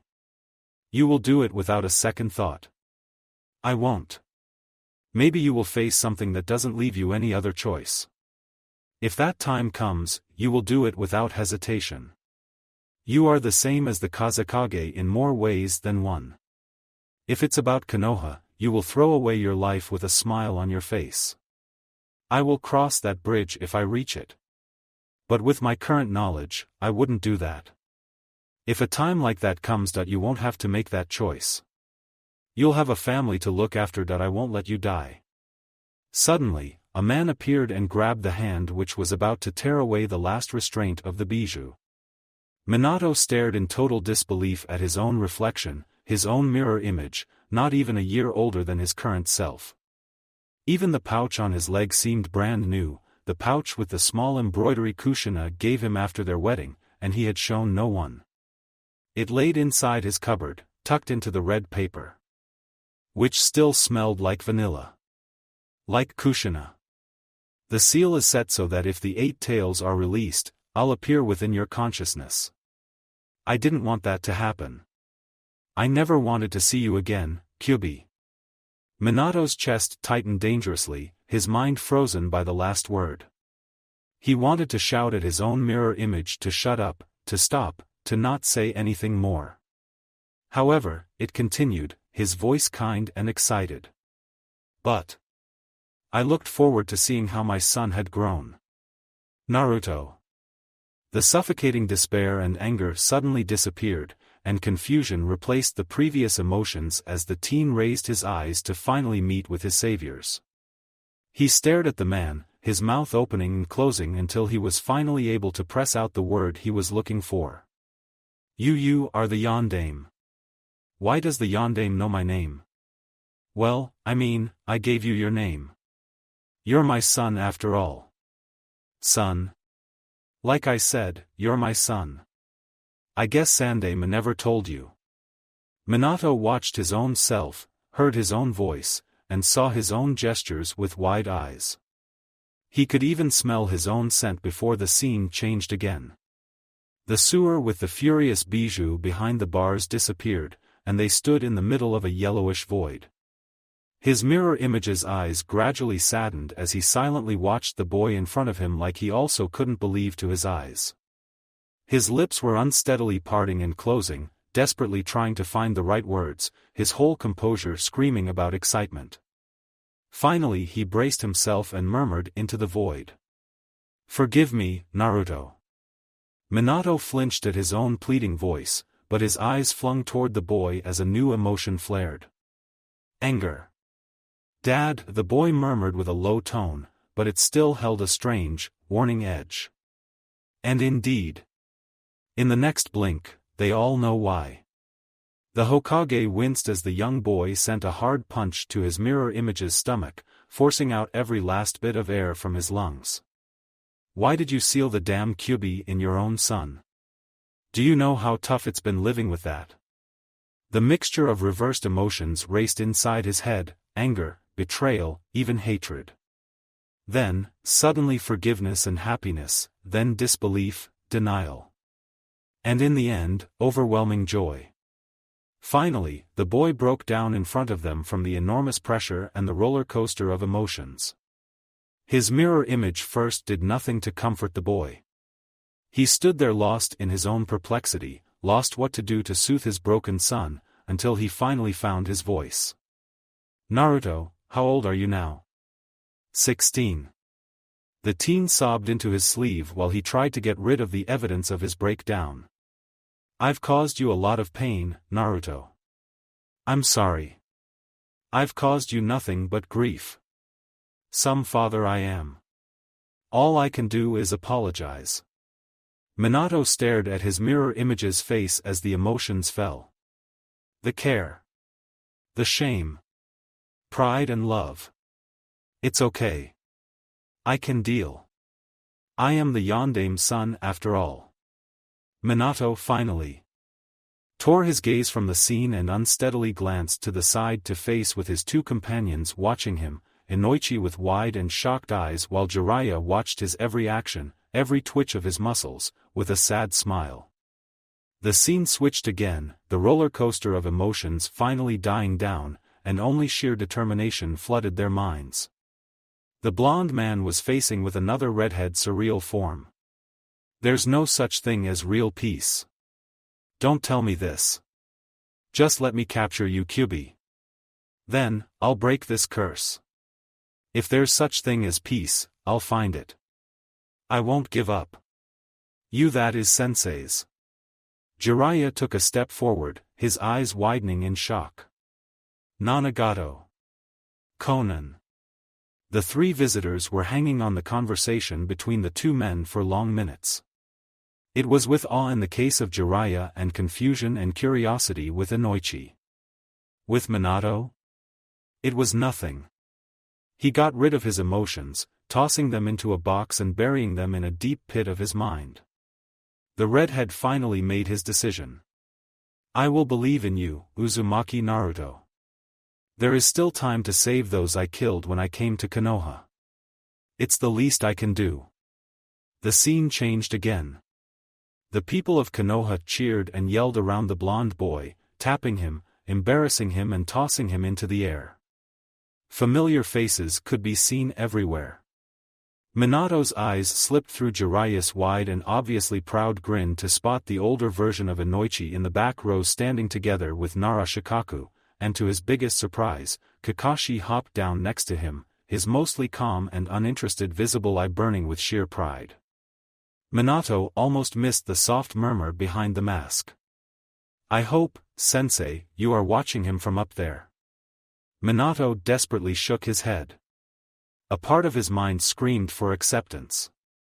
But that would mean he had failed. He failed to protect Kushina. He failed to protect Naruto. A tiny, selfish part of his mind gave a final push, and he fell over the line he had previously been balancing. He sank into the deepest abyss of the redeeming denial. And for the first time in his life, Minato had to admit with a sour smile that he was a coward. The fearless Yondaime Hokage averted his eyes from the scene to observe a small green leaf at his feet. The scene finally disappeared, and the four men found themselves again inside the giant hall with the enormous quantity of scrolls. Minato didn't avert his gaze from the floor despite the fact that the leaf had already disappeared. Nor did Naruto look up at his father. Their eyes were locked on their own feet, not daring to raise their heads and met each other's eyes. The boy's weak voice stabbed the silence. "The future from this point. I don't think you want to see that." Naruto finally looked up but still didn't meet with anyone's eyes, nor did he speak. It was Inoichi who broke the silence with his cracking and weary voice. Who was the blonde girl?" Naruto glanced toward Inoichi with a sad smile on his face. The hall disappeared, and they found themselves on the streets of Konoha. A younger version of the blonde boy, maybe in his 15s, walked side by side with the pink-haired kunoichi from that memory while they reached their destination and stepped inside the familiar flower shop. The blonde girl behind the counter flung her head toward them with a wide smile, her long ponytail gracefully following her head's movement. "Hey! Naratabaka! Forehead girl!" A furious snort left the pink-haired kunoichi before she stamped toward the still grinning girl. Only Naruto's arms around her waist restrained the pinkette from punching the girl behind the counter. "Ino. What's with you? Do you want to kill yourself?" Inoichi's throat squeezed even as he had already known the answer to his question. His eyes were locked on the features of the girl, her brilliant blue eyes, her platinum hair. She had the same wide and cheeky smile as her mother. He was so blind. He was so utterly blind. "Hey, dead last. I don't need your advice." The blonde teen froze, his eyes narrowed, and he simply let go of the struggling pink-haired Kunoichi to answer to the offense. A small fight started immediately between the two girls, and after one more poke, the blonde boy also started to shout. A new voice echoed inside the small shop, freezing them in their motion. It was maybe older and raspier, but it definitely belonged to the almost mirror image of Yamanaka Inoichi, who just stepped inside the small shop. "Yamanaka Ino. What the hell is going on here?" The blonde girl flung her head to the side to meet with her father's stern and piercing gaze. "We were just talking." The shinobi let out a weary sigh and rubbed his temples. "Ino. Behave. You are sometimes just like your mother." "But, Dad." Inoichi winced, but his expression slowly softened to a proud, fatherly smile. "She will be strong, she will surpass him and all the previous generations." "No buts, young lady." The image slowly faded away once again, revealing the blonde teen who hadn't moved from his spot. Jiraiya cleared his throat to gain Naruto's attention. "Can we see Kurama?" The teen obediently turned his head to glance up to his godfather. His eyes slightly widened, and his tensed muscles relaxed when he noted the soft smile on his face. An equally small smile appeared on Naruto's face as he beckoned them to follow. He led the small team to the end of the hall. Minato followed them like a robot, his azure eyes wandering toward a small drawer in the end, unconsciously reading the titles of the scrolls. Techniques he'd never seen, techniques Toriku had never used. Techniques all developed from the Rasengan. A small amount of pride started to rise inside his chest, but he immediately pushed it back to where it came from. The Hokage slowly shook his head and continued following the boy automatically without a word until they reached the shore of a large patch. With soft green grass, tenderly swinging together with the gracious branches of the osier trees. Inoichi's mind unconsciously started to observe the look of his original mindscape to further analyze it. Thick bushes of ivy grew on the pipes and the concrete walls which were spotted with fungus at the cracks, and he also could spot some thuja here and there covering the harsh environment, but all of these were shrouded by the giant osier trees and cypresses. This was the real consciousness of the boy. No. Naruto. Important bonds and friendships that slowly overgrew the evidence of the harsh childhood, the loneliness of it, but it was also shrouded by grief. A frown sat on the interrogator's face. His eyes traveled down to his feet, where he noted that they weren't standing on grass as he first thought. The meadow was made from white clovers. Promises. The green field was spotted with several flowers here and there, dandelions, the symbols of faithfulness and happiness, crocuses as the sign of the cheerfulness, daisies which meant innocence, purity, faith, cheer, simplicity, but all of those were mostly in front of the background in a straight order and only here and there mixed into the other parts of the mindscape. And that meant they were dissembling.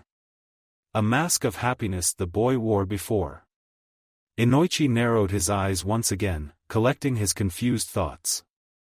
But the previous and the obviously new mindscape also contains all of those, but not in the same straight lines. They had grown in a natural and chaotic way. Those weren't a mask. The boy was really happy here. He was really the easygoing and always smiling cheerful blonde boy. The teen cleared his throat, kicking Inoichi from his thoughts and stepped aside to fold his arms in front of his chest, obviously waiting for something to happen. Soft ruffling could be heard behind the giant trees, and the three men couldn't help the unconscious step they made backward when the enormous fox rose from behind the giant trees. Minato narrowed his eyes, looking for the oversized cage and the bars. A wide, cunning grin spread across the fox's face as he slowly and viciously stepped forward. Inoichi uncontrollably started to shake with fear. Kurama took one more step and leaned his enormous head toward the small group, resting the giant, razor-sharp canines only meters from them. The veteran interrogator flinched one more step backward from the giant canine, fighting with his every nerve against his instinct to flee from the mindscape which would cause everyone else to be forced out from the kid's mind also.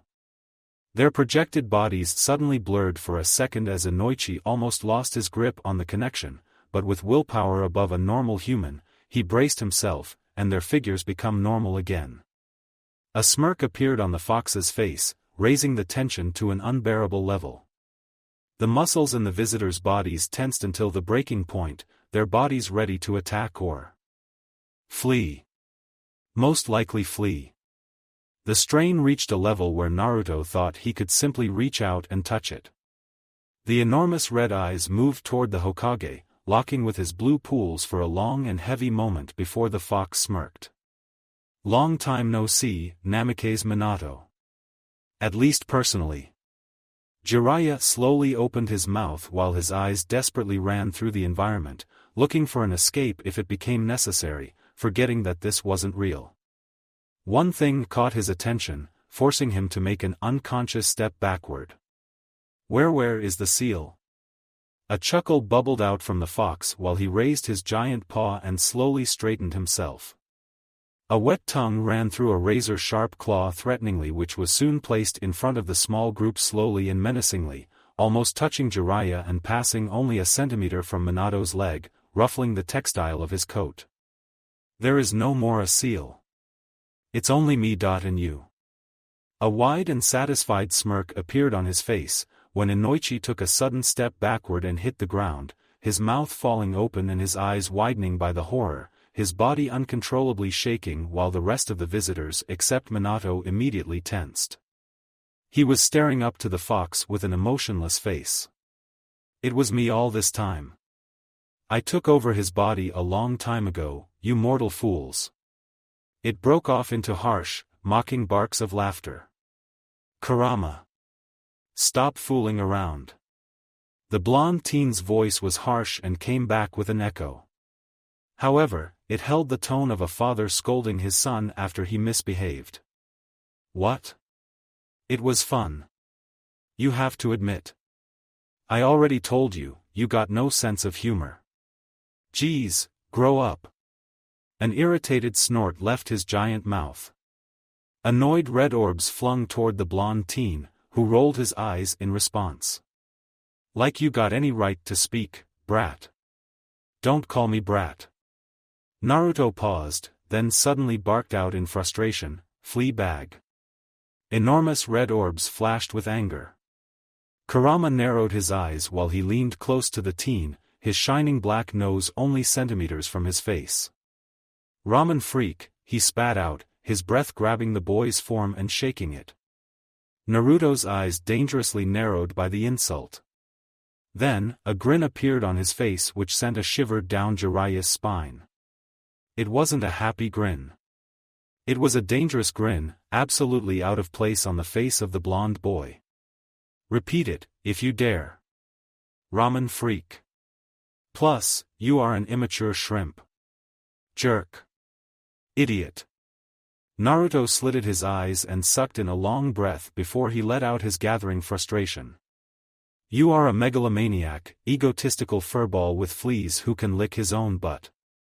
A furious snort left the fox's mouth, the wind of his breath dangerously grabbing Naruto's clothes and hair, but he stood still, glaring daggers to those enormous crimson orbs. You insolent brat. I am the great Kyubi no Kitsune. Without me, you would be long dead. Without me, you would be only a useless, hairless monkey.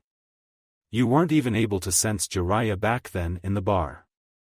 Naruto suddenly froze. You knew Jiraiya was there. You purposefully spoke to me like that. Of course I did it on purpose. Why the hell would I speak with you by a clone if I can do it in your mindscape? But you need help. You played this game alone far too long. Don't bear everything alone or you will lose yourself. Naruto tilted his head to the side, eyeing his furry companion for a long silent minute, his eyes dangerously slitted, but after the silent fight, he let out a long and weary sigh and nodded. I'm sorry. Naruto murmured softly. Kurama straightened himself, and a wide grin appeared on his face from the small victory, sending shivers down everyone else's backs besides Naruto, who moved next to the giant paw and tapped his fur, eyeing the shocked group in front of his eyes. Everything looked so otherworldly. Their argument, their small bickering with Kurama. But at least it eased away some of his tension, and he was grateful for it. We teamed up and became partners. I am no longer his prisoner, and there is no longer any need for the seal. The brat over here earned my full respect, even if he is an idiotic, loud-mouthed monkey who screws up everything. Hey! I'm right here. I can hear you. Kurama simply ignored his presence, his eyes still glued on the leader of the village. Do you still think Naruto lied to you, Namikaze Minato? You know very well who my previous vessel was. Or who is now, it depends how we think about our situation. Or should I inform also Inoichi? But I think he already figured it out. Minato narrowed his eyes dangerously, his hands squeezing into fists. I don't believe you. Kurama opened his mouth to argue but suddenly stiffened and shut it when a new presence strolled into the scene. It stopped at Naruto's side and leaned closer. See? I told you he wouldn't believe. You won't be able to convince him. Naruto's hands curved up into fists, his lips pressing into a thin line. The entity nodded in satisfaction and passed his counterpart. But his previous expression melted into a deep, troubled frown on his face as soon he turned his back and walked toward the nearest tree, sinking down with a worried sigh. Kurama's attention flickered back to the group, his eyes narrowing as his gaze inadvertently landed on Inoichi's frowning and uneasy face.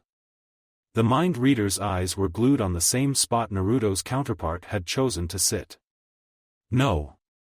Not exactly on him, but close. The Yamanaka could feel the other's flickering presence. You aren't the Kyuubi. All of this is just part of your illusion, Minato stated with a cold edge. Red eyes flickered back to Minato while 9 enormous tails slowly started to swing behind his form like they were living a life separate from the fox's body.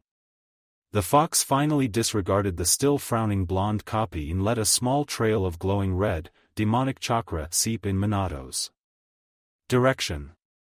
The glowing energy wrapped around his ankle only for a second, just long enough to make direct contact so that the fourth would feel it, before it retreated. Oh, so you are denying it? It's hard to accept the truth, isn't it? Which part is harder to accept? That Naruto here is your son from the future, or that you made a Jinchuriki from your own son? He didn't show you everything. He wanted to spare you from a part of his memories, but I'm not that soft.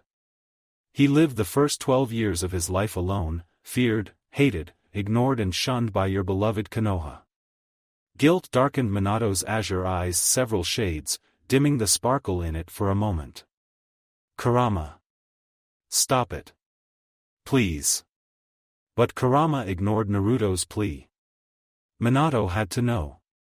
He had to know what was waiting for him, what he had done. No more lies. No more secrecy. Just the naked truth. He mercilessly continued for his sake. Namikaze Minato. I was finally free, and then, you came and ruined everything. I hated you for long years because of what you had done to me while that brat over here suffered from your decision, by the burden you had put on his shoulders. But he was strong, and he never gave up. The village's pariah became a hero, even your successor. Kurama paused, letting the words sink in. But you made the right choice. The world you live in will soon fade away, and Naruto is able to stop its destruction. He is the one who can bring peace to your world. He is the destined child of prophecy. Kurama turned his head toward Naruto, who suddenly found something very interesting on the green grass, his face burning a bright red tone in his embarrassment. Kurama had never praised him. Never ever. And he continued. Naruto has a power that is greater than yours or even my own. He's got the power to change people around him for the better. He managed to turn his enemies into allies, he managed back then to unite the Shinobi nations, and he managed to turn an ancient, old, furious fox demon blinded by hatred into something else. He earned my full respect and my friendship. Naruto's head unconsciously traveled toward a lonely osier tree where his mirror image sat, his arms folded in front of his chest, and his face was the perfect picture of worry. His eyes were defiantly locked on Naruto, not releasing him even for a second to blink. The lines on his forehead were deep from his scowl. Kurama narrowed his eyes, as he traced back Naruto's slightly turned head. His eyes widened, and he licked his suddenly dry lips. Gears turned, and he almost faltered, ruining his previous perfect performance. But the fox grabbed himself in the last second. You've known about him the whole time, haven't you, Naruto? Naruto's shoulders stiffened under Kurama's searching gaze. But they relaxed as he slowly nodded and released his sight from the tree to concentrate on his father's still figure, not daring to look up at his never-missing companion. I do. It's not a big deal. You were overreacting. He is as much a part of me as you. The ancient, old Bijou held his gaze on the golden crown before he shook his head. His lips turned upward into a small smile before he also glanced back at the still indifferent Minato. The fox eyed the defiant leader for a long minute, but his eyes softened and drifted back to his jailer. Even after almost 18 years, he still amazes me. He can still teach me new things about humanity. He surpassed you a long time ago, Minato. You can be proud of your son. Because I am proud of him. Naruto. Tell them everything. With this last simple statement, Kurama simply turned around and walked back behind the trees. Jiraiya's eyes widened with disbelief when realization hit him. The memory. Konoha was gone, and you said that the future became darker? What did you mean? Naruto finally moved his eyes to meet with Jiraiya's, hesitantly observing his clenched jaw while he was musing how the hell he would say it. In the end, he didn't beat around the bush. War, sensei. The fourth great shinobi war. The world will face someone. Something which will bring disaster to the ninja world. Madara's plan was to collect all the bijou and become the Jubi's Jinchuriki. He made the first step. He unleashed the 10-tailed beast on the shinobi world, but he failed to become its jailer. He slowly shook his head. Even the allied shinobi forces won't stand a chance against him. 80,000 ninja will fall, together with countless civilians. Even the joint power of the 5 Kage won't stand a chance against that thing. Tsunade Obaken was the third who fell. Byakuzen saved my life by sacrificing his own. My comrades. Naruto stayed in silence for long, hesitant seconds, tossing his emotions to the side. Then, Tsuchikage, Jiji, the Mizukage, the Reikage and Gaara will fall together with Suna. The boy let out a shaky sigh, and his hand ran through his golden locks. Sorrow fogged his eyes, darkening his azure blue orbs into a royal blue shade, and somehow the 18-year-old boy seemed to be older by at least a decade. Everything will start with my birth and with Dad's and Mom's death. Everything. And that was it for Minato. Until now, he had been able to grasp his composure. He desperately tried to hang onto the last piece of the dam that was holding his storming emotions at bay. Maelstrom. His boy really deserved his name. Because he stormed into his perfect little life, making it happier than ever only to crush it into millions of tiny pieces together with his will that previously had steadily held him together. It shattered to shards by that one sentence. He said it. Kushina. Kushina was going to die. His own life? It would be damned.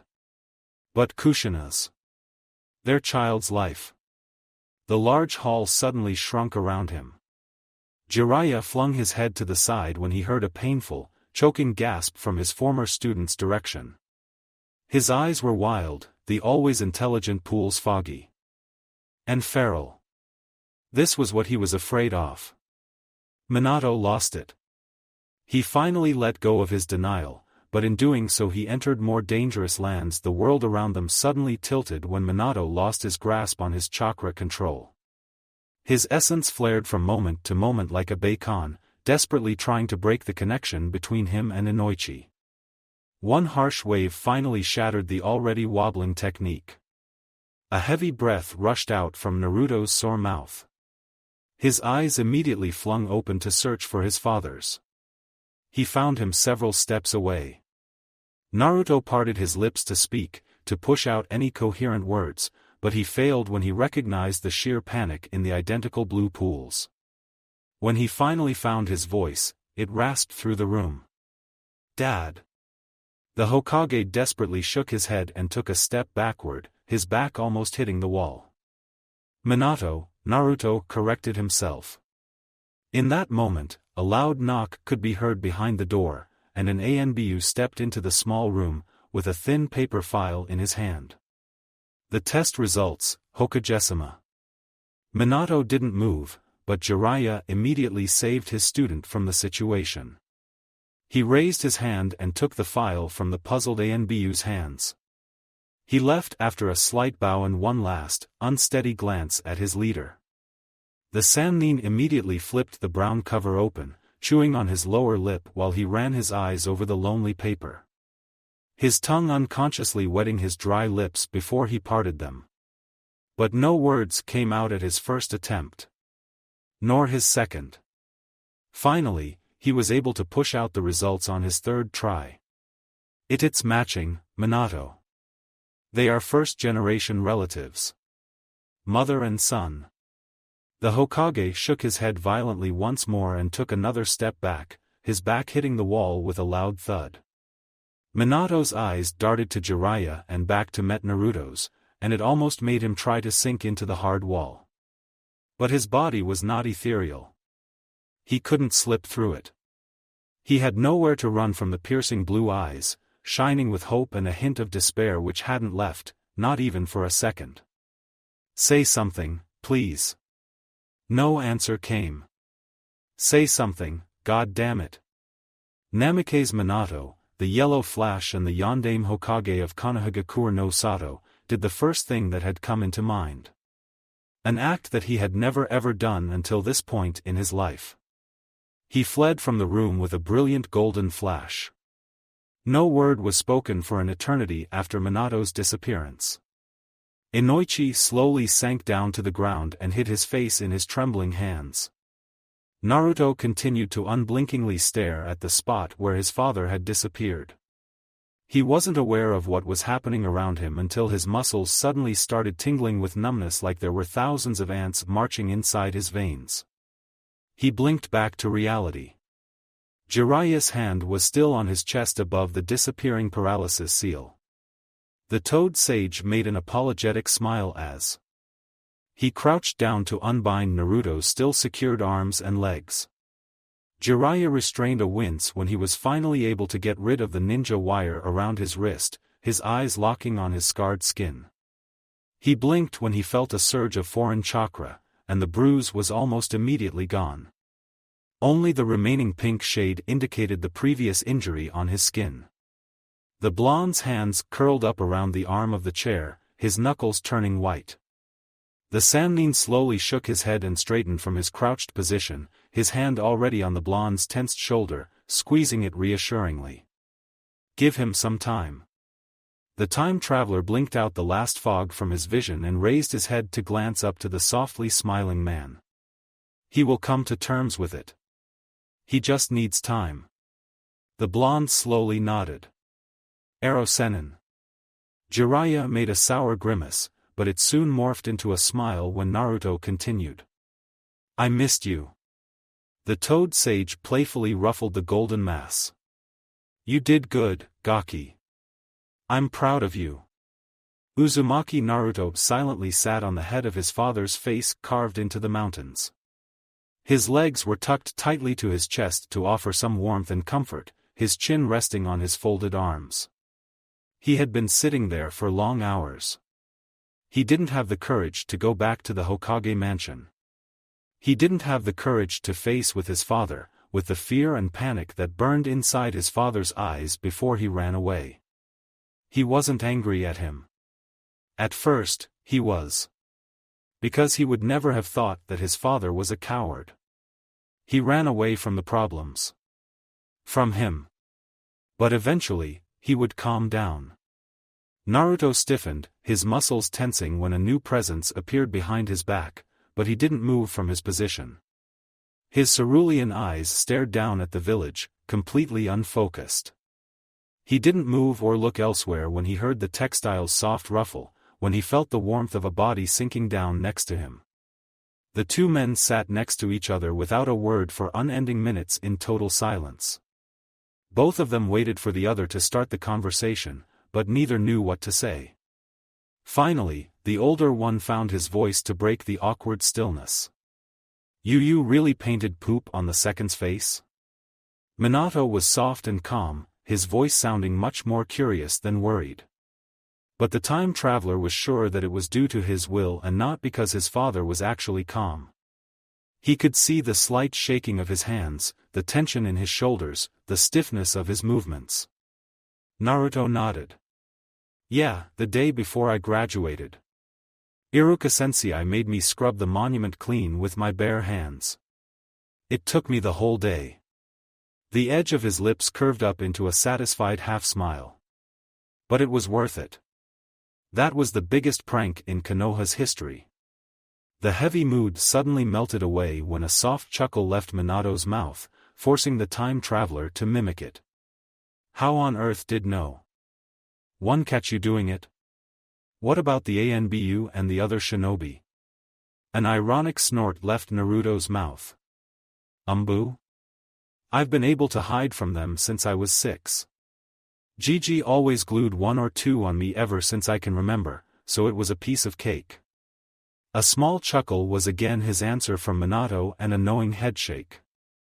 Elite of the elites, and they were led by their noses by a small kid once he figured out their standard lurking techniques.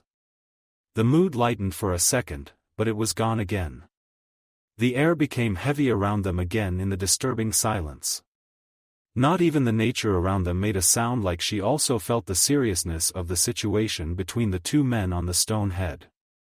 Minato slowly ran a hand through his golden locks and opened his mouth, but he was silenced when Naruto beat him to the chase.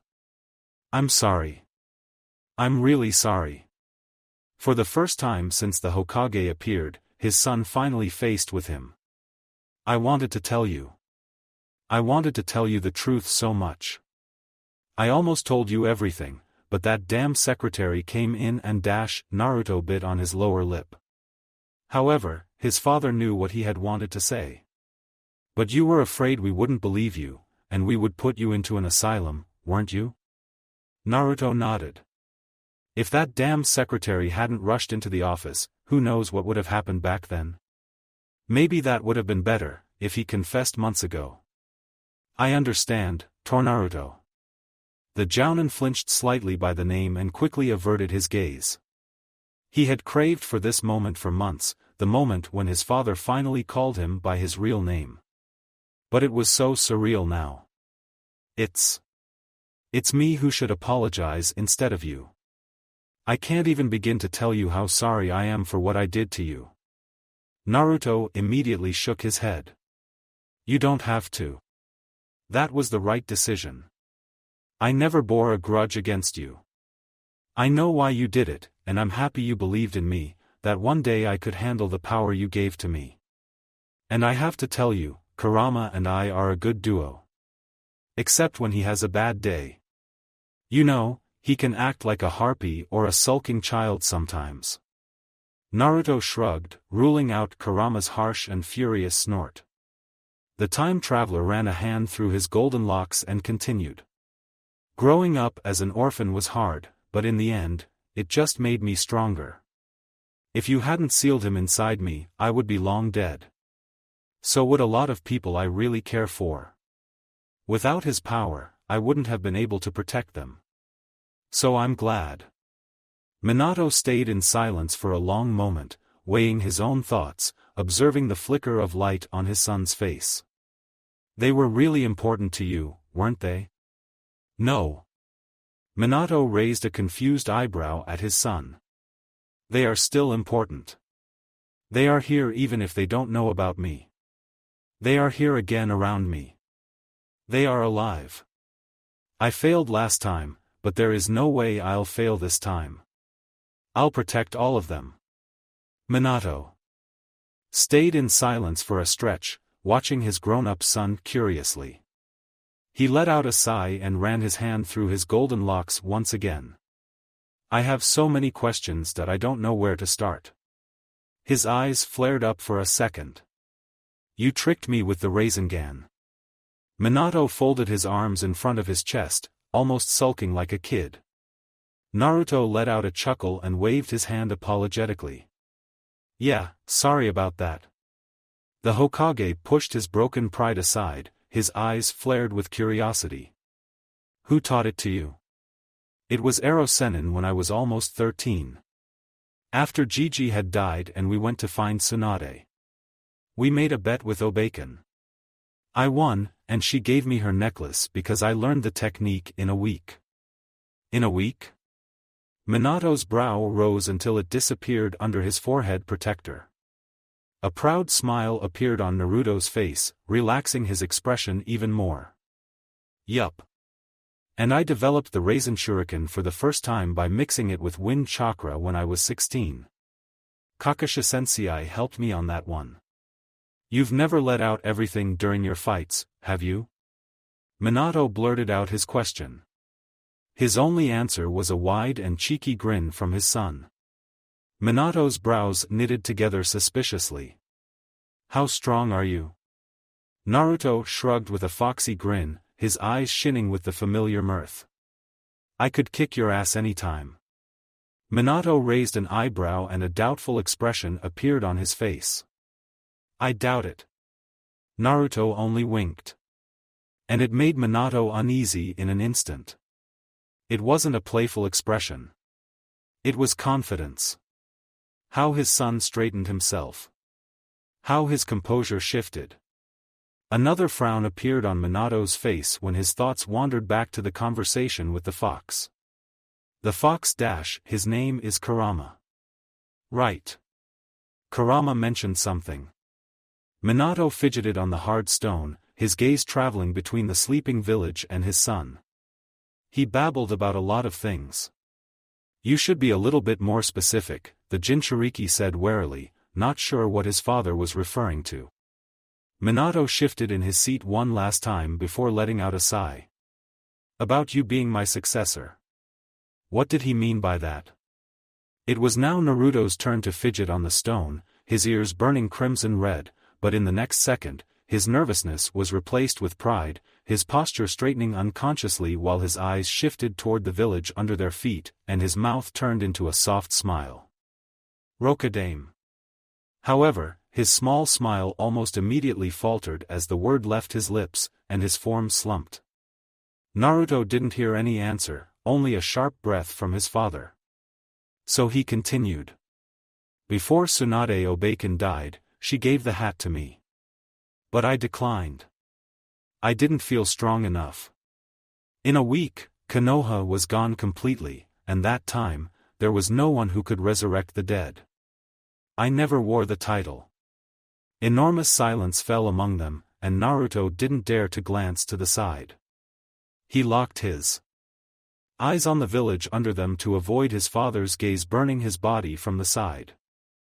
I see, Minato finally murmured and let out the air he was holding until then. No, you don't.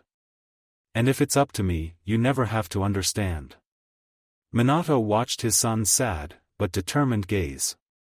A funny feeling spread across his chest, and it took him a while to identify the feeling. It was pride. He tucked his knees to rest his head on his folded arms. Hokage at 17. You're awesome, you know that? Naruto scratched the back of his head nervously, the previously serious mood gone in an instant. Well, actually I was 16 and a half, you know. But Gaara was even younger when Suna elected him. He was 15. Gaara. He was precious to me. When I first met him at the Chunin exam, he was insane. He thought Shikaku was his mother. He hated everyone, and he loved only himself. He was what I could have became if there wasn't Iruka-sensei, or Ayamekan and Old Man Tucci, or Sandame Gigi. I could have snapped, and I could have become the same murderous beast. What happened to him? How could he become Kazekage like that? A wide smirk spread across Naruto's face. I beat some sense into his thick skull. The blonde Jounin glanced to the side to note his father's confused face. He made a hesitant shrug before he continued. I don't know what I had told him exactly. But it pushed him into the right direction. That is how you knew about the seal, about Shikaku. Naruto only nodded, but it faltered halfway. Well, technically I did hear Shikaku. So I wasn't lying to you. The Bijou, they can talk to each other if they want to. Minato nodded in understanding. He was already over the lies. Minato observed the Tenno, his son, for a long moment. Then he suddenly made a confused face. How old are you exactly? The younger made a wandering face. It depends. Do I have to count the time since I'm here? Minato shrugged, not sure of the answer himself. A quick count later, Naruto answered. I came here a month before my 17th birthday. Then I'll be 18 on the 10th of October. 18. Minato repeated softly, his gaze still on his son's features. He studied his face for a long, silent minute, his eyes lingering on the small traces of childhood still hovering on his features, but he could already see the sharper jawline and hints of a soon-to-be fine man. And now, he found Kushina in him. The shape of his eyes. The contour of his jawline. The smile that now shadowed his mouth as Naruto watched him watching him. He was so blind.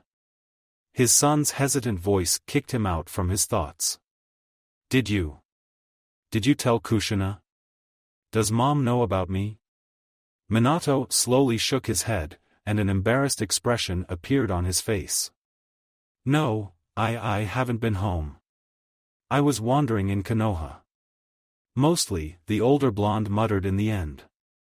Do you want to tell her? The time traveler nodded. I want to, but I don't know how she will handle it. That she's suddenly got a grown-up son. Minato made a wondering look, and a cheeky smile appeared on his face. He couldn't help himself as the teasing so naturally slipped from his mouth. I think she'll be glad that you're out of diapers.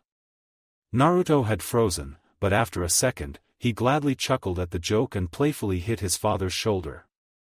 It was surprisingly easy to slip back to the old customs. For both of them. Like the previous day hadn't shaken the very base of their connection.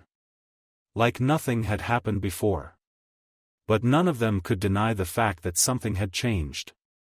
If not a significant thing, but something had definitely affected their relationship. The way they looked at each other. How they reached for each other's company. Both of them finally realized that everything could change and could be gone in a blink if they let it. Their relationship became closer and stronger than ever, even without words. It was a silent understanding. Minato wordlessly watched his unnaturally silent son with a small, caring smile on his face. She'll manage. It'll be hard at first. It was hard for me too. But I could handle it, and she'll also handle it. She is stronger than me in some cases. I know, Naruto softly agreed and unconsciously fidgeted closer to his father. The Hokage indeed realized the small motion, but didn't move, nor disturbed the shooting warmth next to him. He let it wrap around their bodies, stilling their thoughts. They watched together as more and more lights disappeared from the windows as the citizens retreated back to their homes and beds. The night was still warm despite the fact that the end of the year was closer than the middle of it. Minato finally straightened from his seat and raised his inviting hand toward the younger. Come on. It's almost dawn. Kushina must be furious wondering where we are. Naruto hesitantly eyed the offered hand, but with time, he gratefully grabbed it. Both were gone with a flicker of their golden locks to discover a new aspect of their relationship. Kurama was silent during the last hour or so. His attention was glued inward on the troubled form under the tree. The copy uneasily chewed his lip, and Kurama could see the flicker of fear in the black and red eyes as his form wobbled from time to time. His silhouette became unsteady, and the fox could see the rough surface of the tree through him. The bijou eyed the defiant mirror image for long minutes. He could see the same stubbornness and the same determination he would in Naruto, grasping into his last resort to stretch his remaining existence as long as he could. But Kurama also caught a glimpse of the hurt. Loneliness, like his existence was needless. Like he was unwanted. His teeth were clenched and a muscle flickered in his jaw. The entity finally raised his head, his eyes accusingly pinning Kurama in place, freezing the breath in his lungs he was about to let out. You can be happy. You won't see me for some time. But you can't get rid of me. You will never be able to stop me. I will live. He spat venomously, his eyes hardening with determination again. Kurama held his gaze and finally released the breath he was holding. I know. I finally understand. Black eyes widened with disbelief, his shoulders tensing as Kurama continued in the same, calm and shooting voice. Naruto was wiser than me. He was well aware of your presence, but he wasn't afraid of you like me. I finally understand that you'll always be here because you are needed. What? He whispered with confusion and disbelief. You are not an obstacle like I first thought. Things will always happen, good or bad, that will strengthen or weaken Naruto. But that's what makes him human. This is what forms his personality. He'll always have a good side, but he will always have a little devil on his shoulder whispering in his ears. The key is balance. Without you, he wouldn't be the one he is now. I owe you a thank you for it. The entity opened his mouth, then closed it, the edge of his midnight black eyes becoming gray. The until then restrained whiteness returned and slowly overwhelmed the gray area. In a minute, the red irises turned into piercing blue. Kurama. What, brat? Thanks, he murmured softly. A small, invisible smile tugged the copy's lips upward, and that was the only recognizable expression before his form shattered into millions of fragments. They floated in the soft wind like millions of petals until the breeze carried away the last one together with his last words. Another presence faded back to reality with a satisfied, soft smile on his face. Uzumaki Naruto silently retreated from his mindscape like he was never even there. Thank you for watching. I hope you enjoyed it. Make sure to like and subscribe, and don't forget to share this video with your friends.